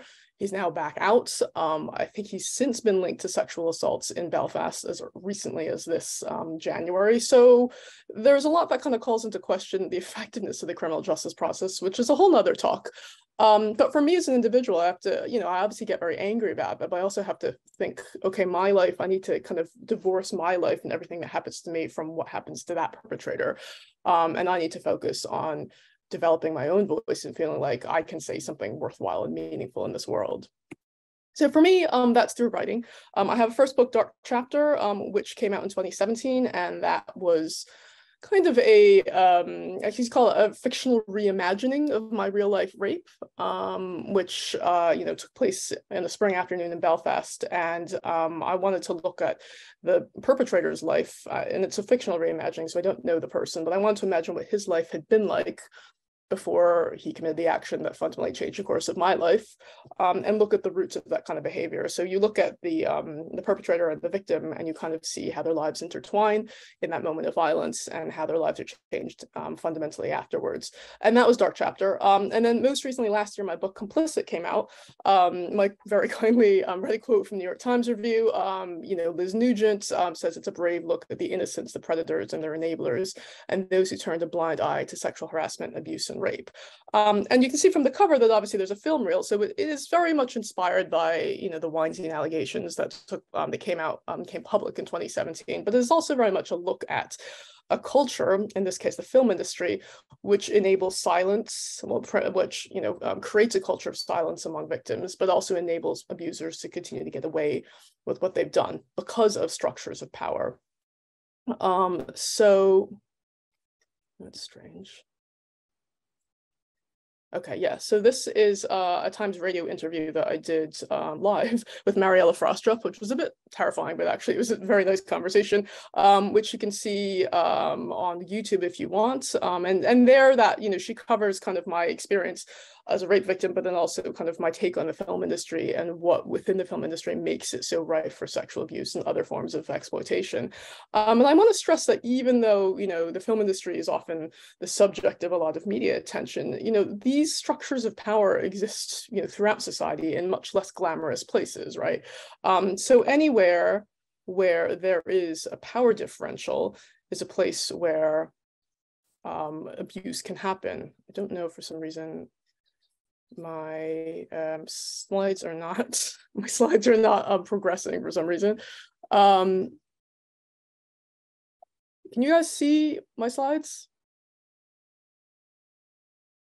I still see it's the Times YouTube clip. Yeah, Winnie. I don't know why it's let me just see if I'm gonna stop sharing. Okay, there might be a bit of a delay here. Because my slides are frozen, for example, unfortunately. I guess while I wait for the slides to come back, I wanted to look at what it is about the film industry that enables this kind of abuse, but also if you could think about other structures, for example, I don't know, the Metropolitan Police or, you know, Parliament, anywhere where there is a very high, strict hierarchy, where somebody who's at the bottom feels like, you know, they have to listen to someone and that this is their only way forward in their career. That is an environment that enables this kind of abuse. If I think about film, sorry, I'm going to have to... Winnie, just to say, Jenny's got a copy of your slides. She'll share. Okay. You tell her when you want to advance the slide. Okay, right. So Jenny, can you pull up the slides? So after the Times Radio one, there's some reviews, and then there's a power and abuse slide. Can you pull that one up? In the meantime, I'm just going to read a little bit about what some people have said about the book, which is, and maybe gives you a sense of what it's about. So the Irish Times said, it's a spellbinding novel that transcends the immediacy of its Me Too backdrop to deliver a broadside against the movie industry and the patriarchal system it embodies, in which sexism, racism, and predatory behavior are not only called out, but celebrated and rewarded. And again, yes, that's film, but I'm sure we can think of many other workplaces where sexism, racism, and predatory behavior are celebrated and rewarded. New York Times said, you know, the book makes you think about how far you go to protect your own job. So I think in any workplace where the person who is more junior or more subordinate feels that, you know, they really have to listen to their boss, and that if they don't, their job is on the line, that enables a situation where power and abuse can become rife. And you know, victims often are people who have much less power than the perpetrators. So you think about illegal immigrants or sex workers, people who are disabled, children, students, interns, and assistants are all people who could become abused by their bosses, for example, or their teachers, right? And so if I think about my particular case, it was actually the flip scenario, right? Because my perpetrator was a 15-year-old boy. He came from the Irish traveler community, which is a community that already is very much maligned in Irish society. I was 29 years old, you know, a film producer, so I was a professional, I was American. And so that status was actually very different, right? And I often feel like if it was the other way around, where I was a 15-year-old Irish traveler, and he was the 29-year-old American, I'm pretty sure that there never would have been a conviction, right? I'm pretty sure that he would have gotten away with what he did, and my own path to recovery would have been much more difficult. So I think we always have to look at these kinds of differences in power and status, and in terms of how that enables perpetrators and who's able to get away with what they've done. Now, what this leads to is a situation where victims become silenced because they find it difficult to report their abuse or to be believed. And again, if perpetrators aren't held accountable, they will abuse again. And seeing a perpetrator go unpunished is a continuing source of trauma for victims. Jenny, are my slides coming up at all? Or yeah, cool. All right, great. So if we go to the next slide, let's talk more specifically about workplaces, right? I spoke about kind of the boss-subordinate relationship. The other thing to think about is that people who rise to positions of power are often power hungry, right? This is the way it goes, right? Like, you don't just become president of the United States. You have to, mount an entire campaign, get huge donors, and you have to have the kind of ego to feel that you deserve to be president of the United States, right? Possibly am I thinking of Trump? I'm not sure, but there's lots of other people who have since been president, and there is a certain element of ego. And then on a much smaller scale, if you become the CEO, if you become, powerful in any organization, oftentimes that comes with a lot of ego and potentially narcissism, right? And oftentimes it also involves lacking empathy for people who have less power than you. So you already have somebody who's in a position of power, who is power hungry, who lacks empathy. And if there's a work culture that allows that person to get away with treating people a certain way, then that essentially encourages bullying and other forms of bullying, like sexual harassment, financial abuse, and other forms of exploitation. So, and you find that, in film, again, it was very much the case where you had interns happy to work for free. If you think about kind of what's called the casting couch, you have young women who were very desperate to be on screen, and very powerful men. And so that creates a situation where a lot of sexual abuse can happen and is almost seen as every day. So male-dominant workplaces can lead to a culture of toxic masculinity and a culture of silence for victims. And again, race, class, and gender all play a role in who feels excluded from a workplace and is therefore more susceptible to being victimized. If you're the one person of color in a room of white people, you're going to feel less able to speak up about something that happened to you. And you may even feel more pressure to maintain a sense of being normal. So if we go to my next slide, cultures of silence depend on situations where victims don't report abuse because they don't want to lose their job, their career, their status. And as other people have mentioned today, claiming victim status severs yourself from the identity that you want to have. Nobody wants to be a rape victim, right? Maybe you're wanting to project an image of success because, that's what we're told in our society, to be confident and successful in order to get more success. So once you claim victim status, once you say that you're a victim of rape because this person did that to you, you lose that image of success. And I think there's a huge amount of pressure there, especially in places like film, but in many other workplaces, to not want to call attention to oneself as being potentially weak. So the pressure of staying silent while undergoing trauma is very damaging to your mental health. And yeah, I know so many victims who feel guilty that they didn't report, angry because of what their perpetrator was able to get away with, and ashamed that they still stayed silent, and that further compounds their trauma. I know we're running out of time. So in previous talks, I talk about all the different ways a victim's life is impacted. So this is just the different sort of touch points with other systems. So for example, who you disclose to, how your health is treated by your GP, or how easy it is for you to access mental health services. If you're raped within your school or education or university setting, are they supportive? If they aren't, do your marks suffer? Are you able to finish your degree? There's so many different systems that we work within which are suddenly impacted by that kind of trauma, and depending on how we're treated or handled, that can have a very negative impact on the rest of our lives. Sorry, I didn't ask you to change the slide. So if you go to the slide that says how a victim's life is impacted. Yeah, so those are just some examples in the slide. I think if you, Jenny, I know we've only basically got like a minute or two left. So if you want to just kind of quickly go through the different slides and I'll just talk over them, that should be fine.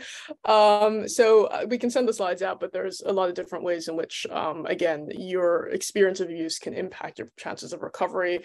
If you are a victim of a stranger rape like myself, that happens to coincide with the myth that people have about rape, which is that it's committed by a stranger. So therefore, it might be easier for you to be believed and easier for you to access services and recover, versus somebody who's a child when that happens to them, who doesn't know actually that is necessarily abuse and doesn't know that they can even report. So if you want to keep just kind of keep going through the different slides, and I'll just talk over that. Dark Chapter is my book that I wrote, but that was also largely encouraged by these sorts of stories, which you find online. A lot of other victims and survivors are sharing using social media to explore what happened to them. My PhD research, which I'm still doing, is looking at how rape survivors choose to engage with the media to narrate their experiences of rape and its aftermath. I started writing a few pieces online, and that ended up giving me the confidence to go on and write that novel. I started something called the Clear Lines Festival in 2017, which is kind of it was a 4-day gathering. You can keep moving through the slides. It was kind of a 4-day gathering of arts. We had to crowdfund to get any money to do it, but I also realized that there were a lot of people out there who wanted to see arts, for example, theater, even stand-up comedy, poetry readings, like film screenings about this issue, oftentimes created by survivors, and that wanted to talk about it, right? So we did 2 festivals in 2015, 2017. We've got a few events, which you can see online on our website. And then we have this free online creative writing guide, which you can get from our website as well. And just keep going through the slides. And there's a little bit about Dark Chapters, so there's nothing specifically to say here except that the book is out there and it got translated into a bunch of languages, and that's cool. That means a lot of people are out there to read it, and it continues to impact people. And I suppose for me, I've tried to use the books as a way to create a platform for me to talk about these issues, in the media, as we see here. I got an honorary doctorate from the National University of Ireland. That's very cool. But, so with my latest book, Complicit, I wanted to talk about some of the things I've discussed here. That's the German edition that's coming out. So, again, for me, that's all about not just amplifying my voice, but using kind of my perspective as a writer to try to understand and maybe challenge the way our society looks at these issues. Because, for me, it's not just about my story, it's about the fact that there's so many stories out there. We know the statistics, and we know the statistics of people who suffer because they live in and work in cultures of silence.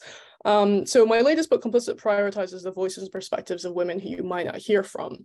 And I think if you listen to that radio chat show from 14 years ago, nobody ever expected to hear from me. But I know that it's only through raising our voices and through community support for victims and survivors that we can come together, share our collective stories, challenge cultures of silence, and start writing a brighter, more equal chapter for the future. Thank you very much. So sorry about the technical issues, but I think we kind of got there in the end. That's fine. Winnie, thank you so much. That was a real whistle-stop tour. I mean, you must be out of breath. You were talking like an auctioneer. Were you guys able to catch that? I mean, I probably should have, But as ever, the amount of work that you do is just phenomenal. So obviously we'll have the links to Winnie's work for people to follow up on and to look at their leisure. But something I was thinking as you were speaking, just coming back to the positions of people in positions of power and how they abuse those.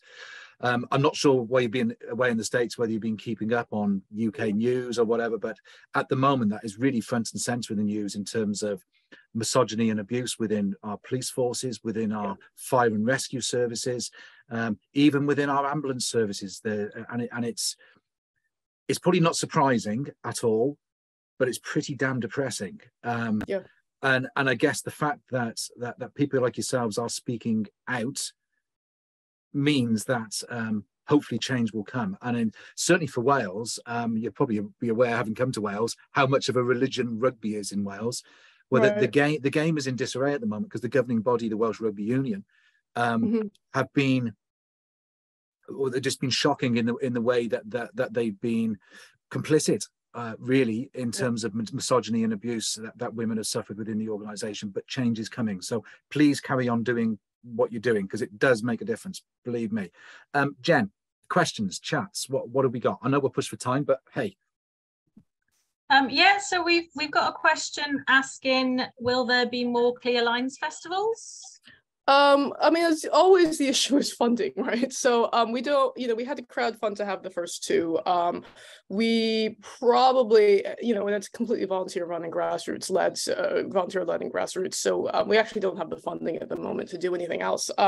So it's kind of like this: if people want to do something, they're welcome to approach us. And we have a platform. We have 800 people on our mailing list. But we don't actually have any paid staff. So if there's people that are willing to help work with us to make an event happen, like I'm open to that. you know, again, unfortunately, you get involved in this work, you realize there's so much work to do, right? And there's so many platforms out there that can be created and built, and so many voices. But then at the same time, we have limited energy. And again, that's something, you know, every victim realizes, right? You can't fight every battle out there. So at the moment, yeah, I'm definitely open to collaboration. You can just go to our website and contact us on social media. And if you want to make use of the things that are the resources we've already put out there, again, our website has videos of past events and you know, and our creative writing guide. One thing that's quite easy for us to deliver are the creative writing workshops, which we can do online. I just delivered a series of workshops for Nexus Rape Crisis Centre in Northern Ireland, and so those are quite easy to deliver, and where we can come in person as well to do that, and quite meaningful as well for the victims to address, you know, what happened to them, and to address their perpetrators, and using creativity in some ways. But yeah, I hope that helps. Unfortunately, as usual, like, funding is the issue. Well, fabulous. Let's make Clear Lines Cymru happen. I think I'm sure we can. I'm sure we can. Watch this space. If there are any other questions on chat for Winnie, Jen, perhaps you can get those typed up. If Winnie would be kind enough to answer some of those, and we'll, if we have to follow up later with that, we will. But Winnie, thank you so much, and for getting up at the crack of dawn to be with us. Fine. Thank you for having me. You are very welcome. Thank you. So we have two more pieces for you. I know we've run over a little bit, but I'll be delighted if you stay with us. Our final piece is a recorded piece. So again, it's not a live, the final one. So if you can't stay for that, don't worry. But we'll be playing it anyway, and it will be available via the recording later. However, in a change to our published agenda, we were originally going to have Amy and Kerry, who are two of our independent sexual violence advisors. We're going to be joining us today. I'm going to be doing some Q&A talking about their work. But true to form, as is the nature of their role, because it's so fast-paced and it's really kind of complex and whatever, they've both been called into court today to support people. Hence, at the very last minute, I am delighted that we have our senior trainer, Nicole James, who's going to come and do some Q&A with me. Now, just by way of introduction to Nicole, I say she's our senior trainer here at New Pathways, multi-talented. Prior to joining us, Nicole worked for the Red Cross as a trainer there. Now, the subject of our talk here is going to be about refugees and asylum seekers, how that links to sexual violence, etc., etc. But in Nicole's previous work for the Red Cross, she trained their staff, and that included training people to go out to conflict zones or to places where there have been humanitarian disasters. So she's looking at the kind of trauma aspect of that. So she's really experienced. Some of you on the call have probably met Nicole in a training room, virtual or real, somewhere, because in addition to that work, she recently helped Social Care Wales redevelop their training packages for the safeguarding responses in Wales that are mandatory. So you may have seen her teaching safeguarding at some point. Anyway, Nicole, welcome. Hi. How are you? I'm fine, thank you. I am not in America. I am here. But you wish you were. I don't know. It's a gorgeous sunny day where I am at the moment, so I'm loving it. As you can tell, Nicole is not local. No, I'm not. Well, 23 years local, but before that, I'm from Pennsylvania, so the complete other side of the coast from Winnie. And a lot colder side of the coast at the moment, I should imagine. Okay, right. Well, let's say what we're going to be talking about is refugees and asylum seekers and the work that Nicole did. Now, Nicole, just over a year ago, and I know it's just over a year ago, when the war in Ukraine first started, we were restless, weren't we? And we got together and we had a chat because we knew we wanted to do something, but we didn't quite know what. I mean, it was all we could do to stop us packing a bag and jump in the car and drive headlong to Ukraine. We actually discussed that, didn't we? We actually talked about packing a bag and saying, right, let's just go. And help. But we realized that wasn't really the best use of our skills and all the knowledge we had. So yeah, it was. So what was going through your mind at the time when you were seeing that on in the media and whatever? What was going through your mind? Well, I mean, I think like everybody, we were all just kind of shocked that it was actually happening, and seeing, just watching it unfold on our screens was a bit surreal, really. And then very quickly realizing, as people were fleeing and other, families were being separated because the men had to stay and fight, and a lot of the wives were saying, well, I'm going to fight too, and the sisters saying, I'm going to fight, but we got to get the kids out. So our main concerns really was all the trauma and what could we really do to help. Now, something I was going to say, sorry, Nicole, I'll sort of cut across you, but when people watching that unfolding, some of the impacts of war are very obvious. Obviously, there's risk to life, there's bereavement and loss, people losing their homes, people being displaced. But what people may not understand is that sexual violence is also a significant factor in conflict zones. Could you explain to the people watching why that is and how that comes about? Well, and interestingly, it was only a few weeks into the conflict, and we do refer to it more as an armed conflict rather than war. That's what the international, the IFRC and the ICRC and everybody refers to it as. Very quickly, within a few weeks, the stories were coming out of the use of sexual violence within the war, and I think some people were shocked or saying, is that really true? And actually, we weren't surprised. I wasn't surprised, because sexual violence is used as a weapon in war. It's a very common, I don't know if I want to say common, but it is a very known weapon against the enemy in any kind of conflict for a number of reasons. It's a way to terrorize, it's a way to undermine, it's a way to humiliate, it's a way to really show power and control and dominance over a community. And so very quickly we were hearing reports not just of women and children being raped, but many men, boys being raped in front of their parents, in front of siblings. We were hearing of parents being killed who were trying to protect their children. So really, really horrific stories of sexual violence, of torture combined with that. And it is a method of conflict. It is a method of torture and of really a tool, a weapon. So this wasn't in the normal sense of what people may even think of sexual violence. This was almost to the extreme. And so we knew that there were going to be a lot of victims of that, as well as I think I remember I was having a conversation, and my concern really, because of everything I do with safeguarding and knowing the vulnerabilities of people when they are traumatized, when they are separated, and there's chaos and there's all this going on.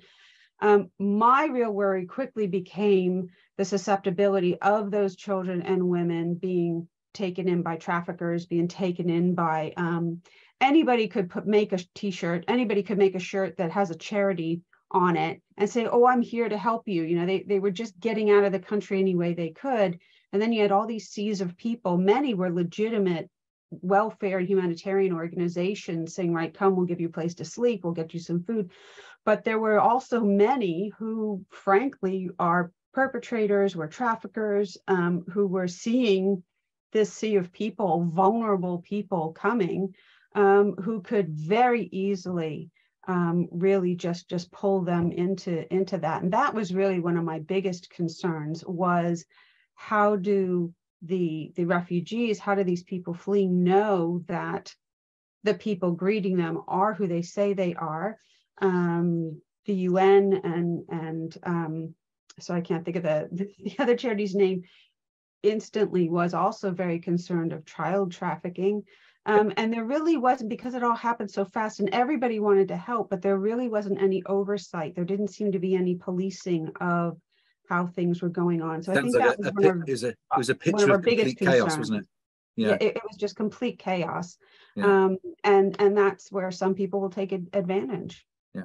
So knowing that some of the refugees would be coming to Wales, and obviously Welsh government, very rightly so, has set out their stall that Wales is going to be a nation of sanctuary, not just for people coming from Ukraine, but from Syria and from other areas around the world where people are unsafe for a variety of reasons. So we actually contacted Welsh Government and said, look, okay, you know what we do, you know our specialism, how can we help? And it became apparent that they'd already identified that quite a large number of Ukrainian refugees, children, women, some men, but though most had stayed there, were going to be coming to Wales. And they used they had their test and trace or track and trace team, the people that were working on the COVID response, the people that might have been phoning you up during COVID saying, you know, somebody in your vicinity or somebody, you know, has tested positive, blah, blah, blah.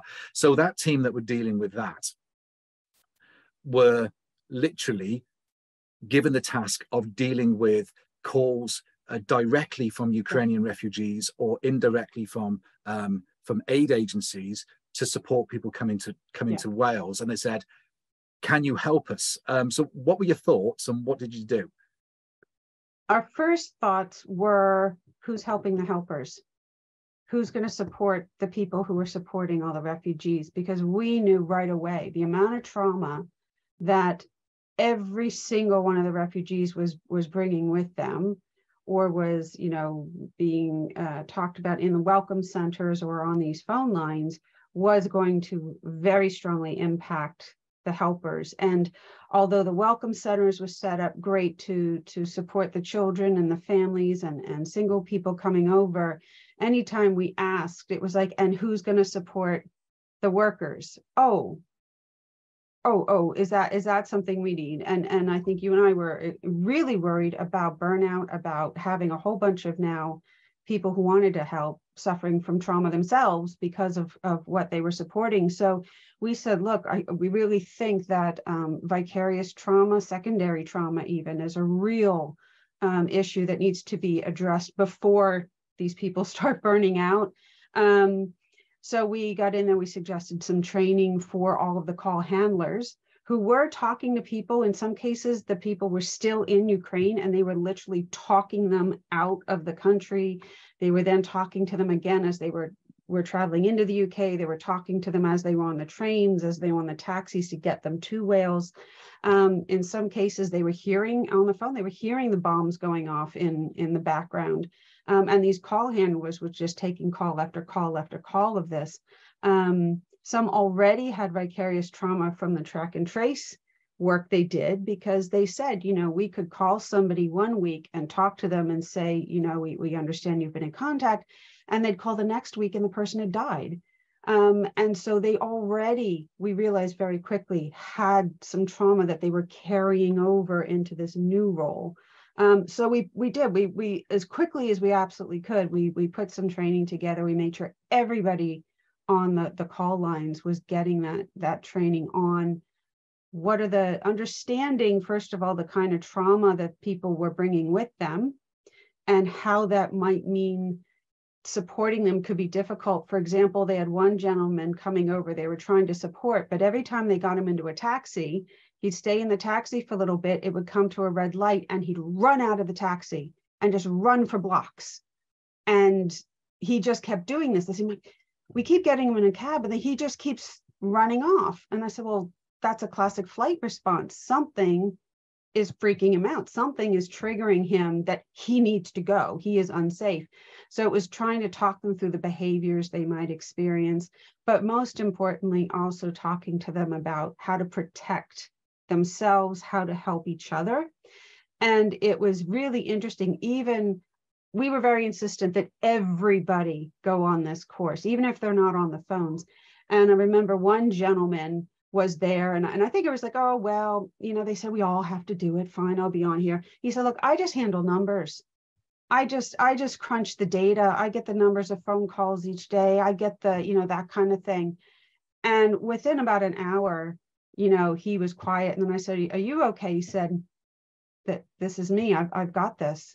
He said, I've got this vicarious trauma you're talking about. He said, I didn't realize how much hearing the stories and reading the numbers, just seeing, oh, we had 110 calls today. We had, you know, we have all of these people in crisis. He said, I didn't realize how badly it was affecting me. And so we had some really interesting conversations at how it seeps in. I think that's the danger. Sorry, of I could talk forever. No, I know. Nicole's quite passionate about this subject matter, if you haven't already gathered. Debbie, who you would have seen previously, who was our first speaker today, who was talking about her role counselling. She's actually providing group supervision for the call handlers now. So Nicole's provided all the training. So she and that basically came out of the fact that all of us, myself and the other trainers on the team, Helen and we had our trainer Liam at the time, as we were running these sessions, we realized in a way we're too late. They're already, all of them, suffering from vicarious trauma, and some of them we were actually concerned had PTSD, or at least early stages. And so we said they don't just need a course, they need supervision. They actually need one-on-one support. And so I'm so happy we've been able to arrange that, and we are providing that. I know that's going really well, and but it just shows you the need to support the supporters, because otherwise, if you don't, they're going to be in the well with people. You know, you've really got to support people, and they won't stop. That's the thing. They're just as passionate, so they will keep going. Yeah, I'm conscious that we don't have a lot of time, but I'm going to give. There's my magic wand. Is a big biro, but here's my magic wand, which I am giving to you, Nicole. So, what do you think needs to be done? What more needs to be done? What needs to be done differently? What should we be doing in Wales that we're not doing now? Well, if it is truly a magic wand, because I've been working with, now we have so many unaccompanied asylum-seeking young people and children who are in Wales, who are across the UK. Seeing how many people have trauma, I would say with my magic wand, absolutely unlimited mental health support for children, for teens, especially. I think after COVID, we're seeing a real crisis level. And what we've seen so far is nothing compared to what I think is a wave of mental health issues coming at us. So I would say we need mental health, not just awareness, but counseling and therapists, and it needs to be available quickly to everyone. That really, I think it would need a magic wand to be able to do that. But that's the thing I'm hearing everywhere is, you know, people are trying to be proactive. They're saying, look, I'm recognizing I might have depression. I'm recognizing I have this, but I can't get help anywhere. It's not bad enough to get therapy, or there's a 3-year wait list, or I'd have to go private and I can't afford that. So I think that's the biggest thing. And you know, we keep telling people, anybody who's suffered from sexual violence at any point in their lives, that's often the root cause that lies underneath drug and alcohol and mental health issues and everything. We need to get the counseling to really address all of those root traumas. So that's what I wish for. Speaking to the converted here with me. So now, at some point we'll have you back. I know we kind of run out of time now, but Nicole also is providing training for foster carers who are looking after and housing unaccompanied asylum-seeking children. In fact, you were training them this morning, and I know you were last night as well, because I spoke to you last night. Yeah. So so we are doing some of that work, but we do need to do a lot more. I don't know if there's any chat or any questions quickly, Jen, that you want to come to before we move on. No, there isn't anything. Thanks, Mike. Fine. Okay, right. So now the last piece we have is a recorded video piece. So it's not somebody presenting live. Now I know that some people have had to drop off because we were due to finish at 4 o'clock. I know it's 10 past now. So we can do two things. We can either play the video and those that can stay can watch it. It's about a quarter of an hour. Or we can post a link to it so people can watch it at their leisure. Jen, what do you think? What should we do? Yeah, it can be either. So you know, obviously it would be part of this recording if we played it now. So people who wanted to watch this back. Oh, let's do both then. Forward. Let's do both. And we can also put it out as a link. Yeah. Okay, let's do both then. So so the video is by a lady called Elizabeth Lowther. Now, she used to work for New Pathways, actually, both as a crisis worker in our SARCs. Now, I talked about the sexual assault referral centres. So she was the person going out at 4 a.m. on Christmas morning supporting people. And she also worked as an independent sexual violence advisor for us as well. And very good she was too. But she now works, I said South Wales Police earlier. I've changed where she lives. She actually works for Gwent Police as the head of victim services there. So she's done a recorded piece for us on the Victims Code of Practice, which is really interesting stuff, actually. So Jen, if you would like to play that video, roll the video. How old am I? Right.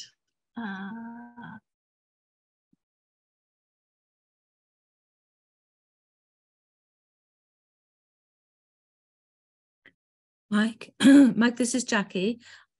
I wonder if we could just thank everybody for attending, because I know that some people won't be able to stay to the end of this video. So I think I just want to say thank you. It's been quite a long afternoon, quite intense subject matter. So Mike, if you don't mind, I think you could probably do that before we roll the video. What Jackie said. Yes. So yeah, it's very remiss of me. Yeah, so thank you so much for giving up your time today, coming. I hope you found it interesting. I hope you found it informative, and I hope you found it inspiring. And yeah, we need more people working in this field. There's not enough of us. So if you feel motivated and feel like you might want to do that, come speak to us. Have a nice rest of your day. Thank you.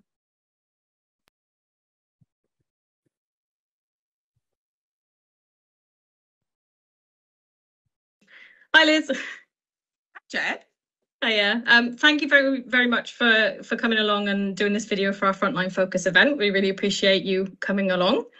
And obviously in your role as Head of Victims Services for Gwent Police, and also, you know, working as an ISVA in the past as well for New Pathways, you've been working with the Victims Code of Practice for a very long time.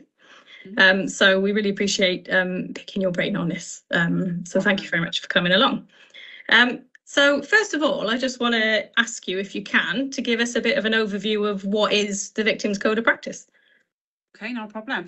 So the Victims Code of Practice sets out the minimum level of service, or standard service, that victims should expect to receive through their criminal justice process.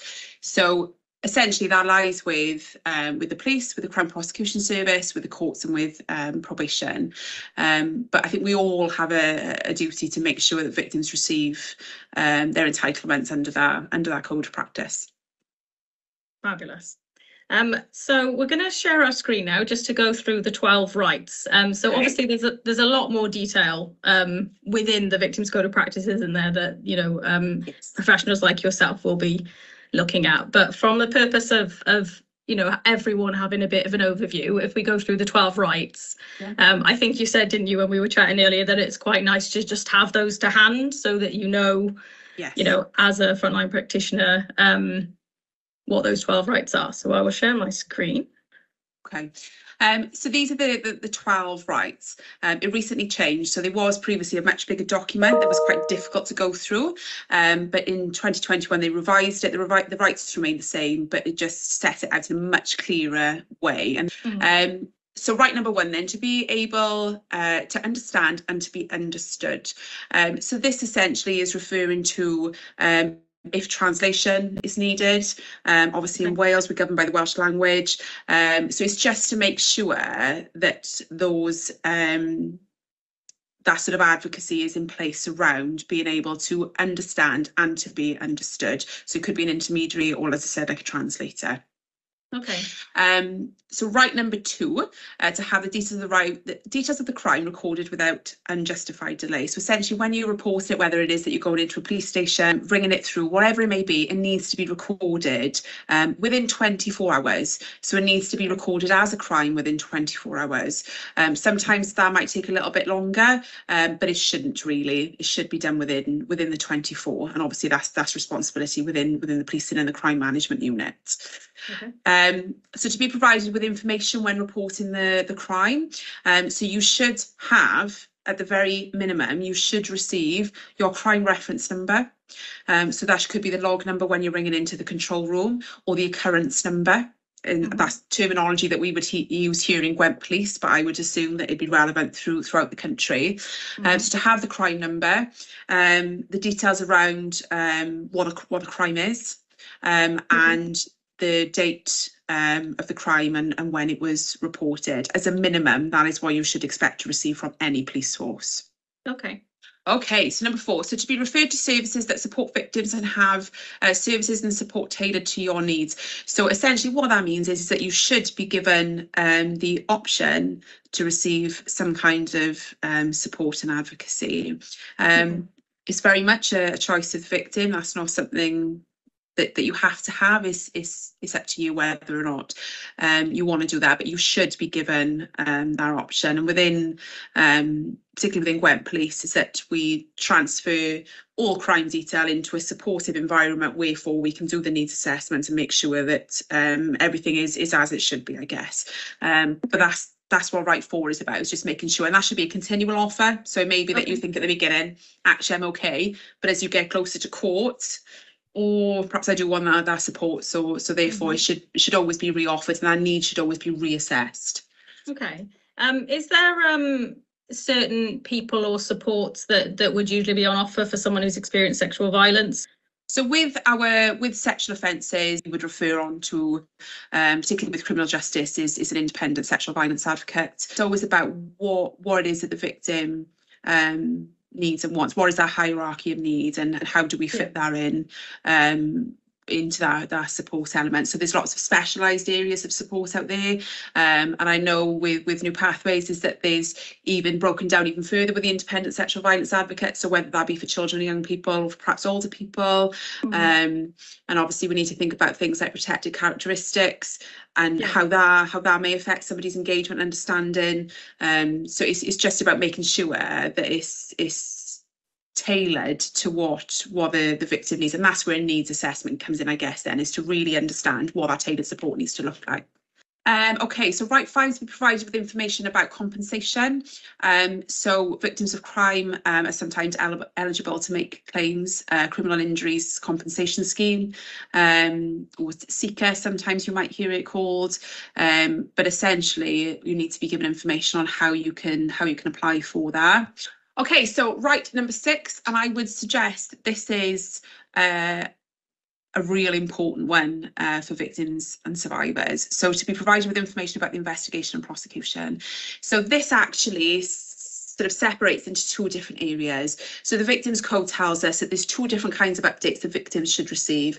So there's regular updates or regular contact, which is just where we make an agreement with victims how often they want to be contacted, by what means, and then adhere to that. So it could be every month we'll send you an email or text message, or give you a ring just to say where we are and what's going on. So that should be done regularly. With key stage updates, there is key parts of the investigation, so arrest, charge, interviewed under caution, bail conditions, released under investigation. There's a few different key stage updates. Those should be given, again, for enhanced cases, those should be given within 1 working day, and all of those updates should be given where they've happened, essentially, and obviously the outcome of the investigation. I think Right 6 is a really, really important one here. I know when I was an advocate, this was pretty much, if I was chasing anything out of the Victims Code, it would have been about updates, because that's what's most important to victims usually, is that they've come forward, they've reported something traumatic, they want to know what's going on with it, and and rightfully so. So I would suggest this is the key one here. So Right 7, to make a victim personal statement, or sometimes it's called a victim impact statement.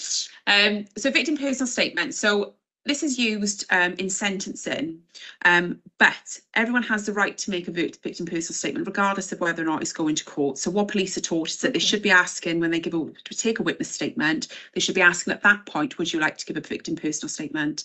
If they say no, that's fine, we'll just keep readdressing it, probably more so when we know it's going to court.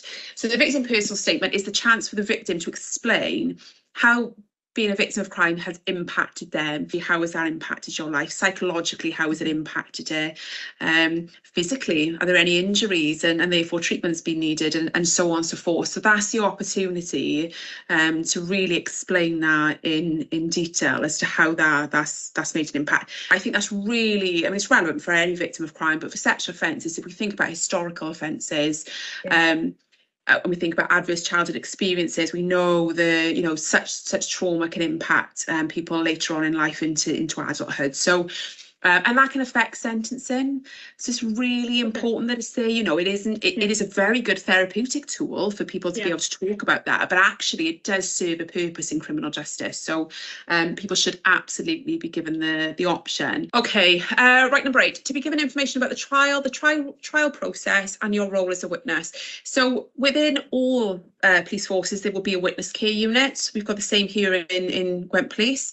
They are responsible for keeping victims and witnesses updated on the court process. So once it goes to a first hearing, it goes to witness care, and they become responsible then for giving those key stage updates that I talked about a little bit earlier in Right 6. So those key stage updates of the court process, whether or not somebody's been warned for court, do they need to give evidence, when do they need to be there, have they been, has the alleged offender been remanded, and so on and so forth. Witness care become responsible for giving those updates. Okay, right, 9, to be given information about the outcome of the case and any appeals.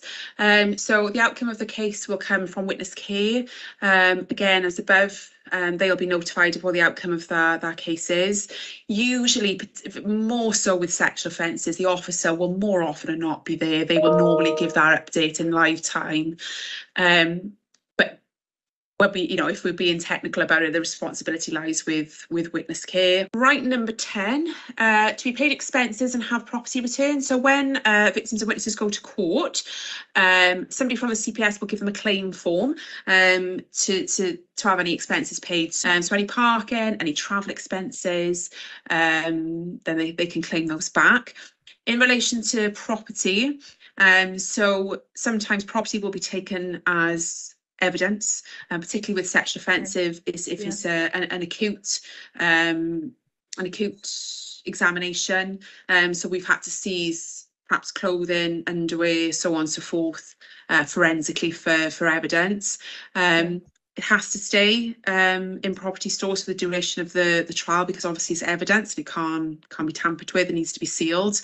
But people have got a right to have it back, and I think that's quite an important one there, because sometimes it can be quite concerning, I think, for victims sometimes. Right, 11, to be given information about the offender following a conviction. So this responsibility lies with probation, and I don't want to step on probation's toes, because they will be the expert on this, whereas I won't.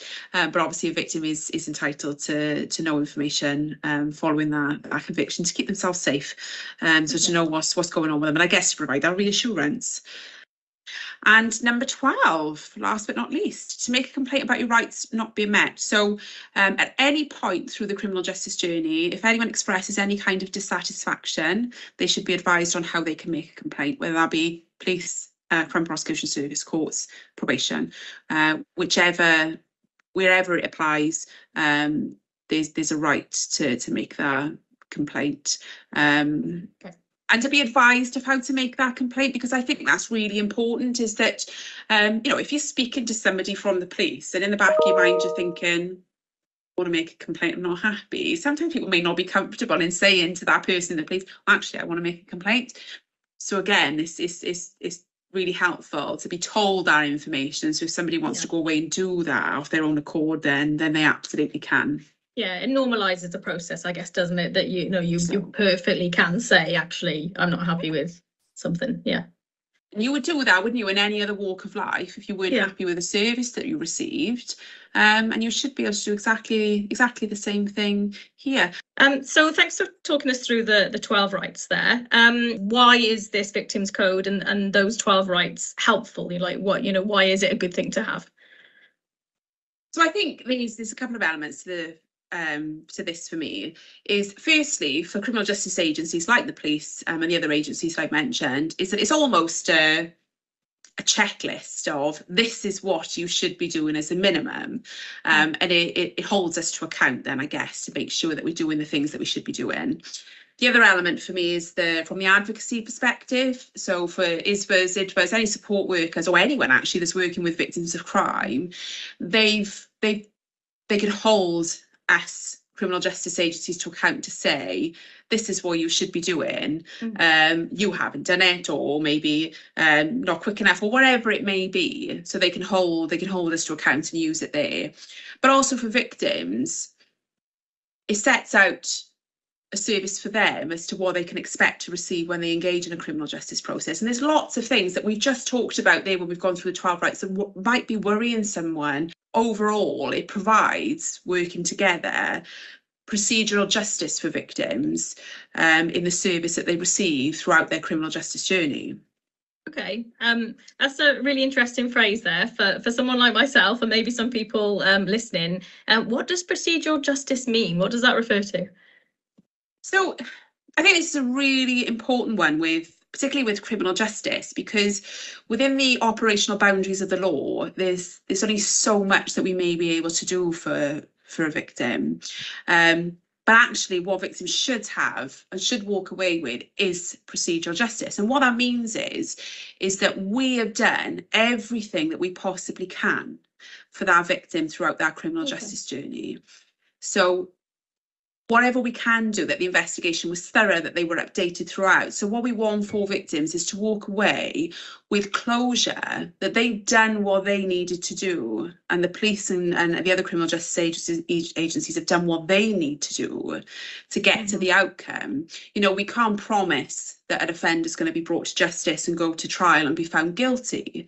But what we can do is make sure that we've done everything that we possibly can to try and get to that stage, so that the victim can walk away and find closure in their trauma and what it is that they've been through and why we've ended up with that particular result.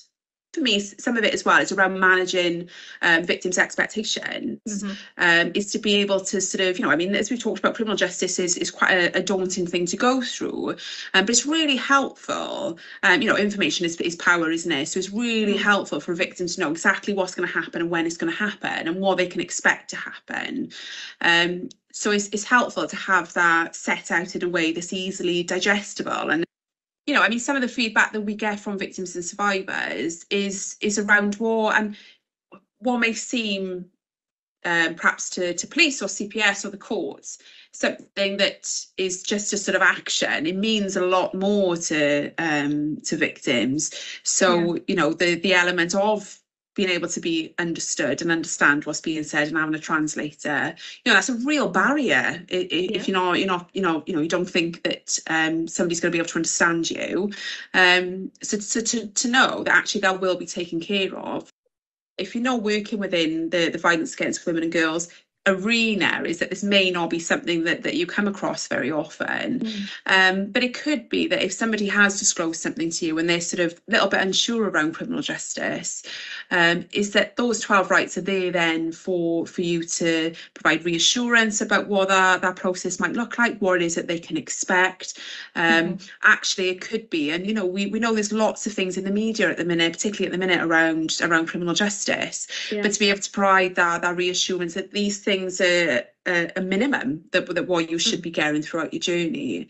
But I think just to, you know, for me, it's all about, particularly with sexual offences, domestic offences, so many choices have been taken away from victims already, is that we need to give them the tools to empower them to make decisions for themselves. And I think the code does that, where we say, this is the code, this is what you can expect, this is what you should receive, and it almost gives them back that control of their journey.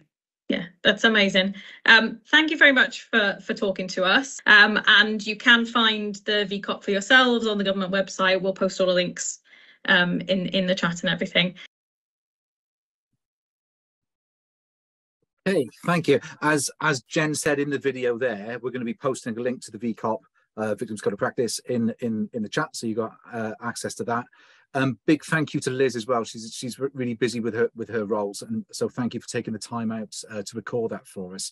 And it's great having you embedded in the police, being an advocate and a voice for victims. And incidentally, that VCOP document, I think our staff refer to that on a daily basis, really, to when they advocate on behalf of their clients. So it really is an important document that guides our work.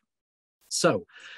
A lot of you have stayed the distance with us. Thank you so much. We've run quite a bit over our kind of our advertised finish time. So thank you for staying with us to the end. I hope you found it enjoyable and interesting and all those other things. again, yeah, all the links should be sent out to you. The video will be available for you to watch at your leisure again if you want to watch the whole thing through again. That's it from me. Thank you to everybody else involved today, and we'll see you all again soon. Thank you.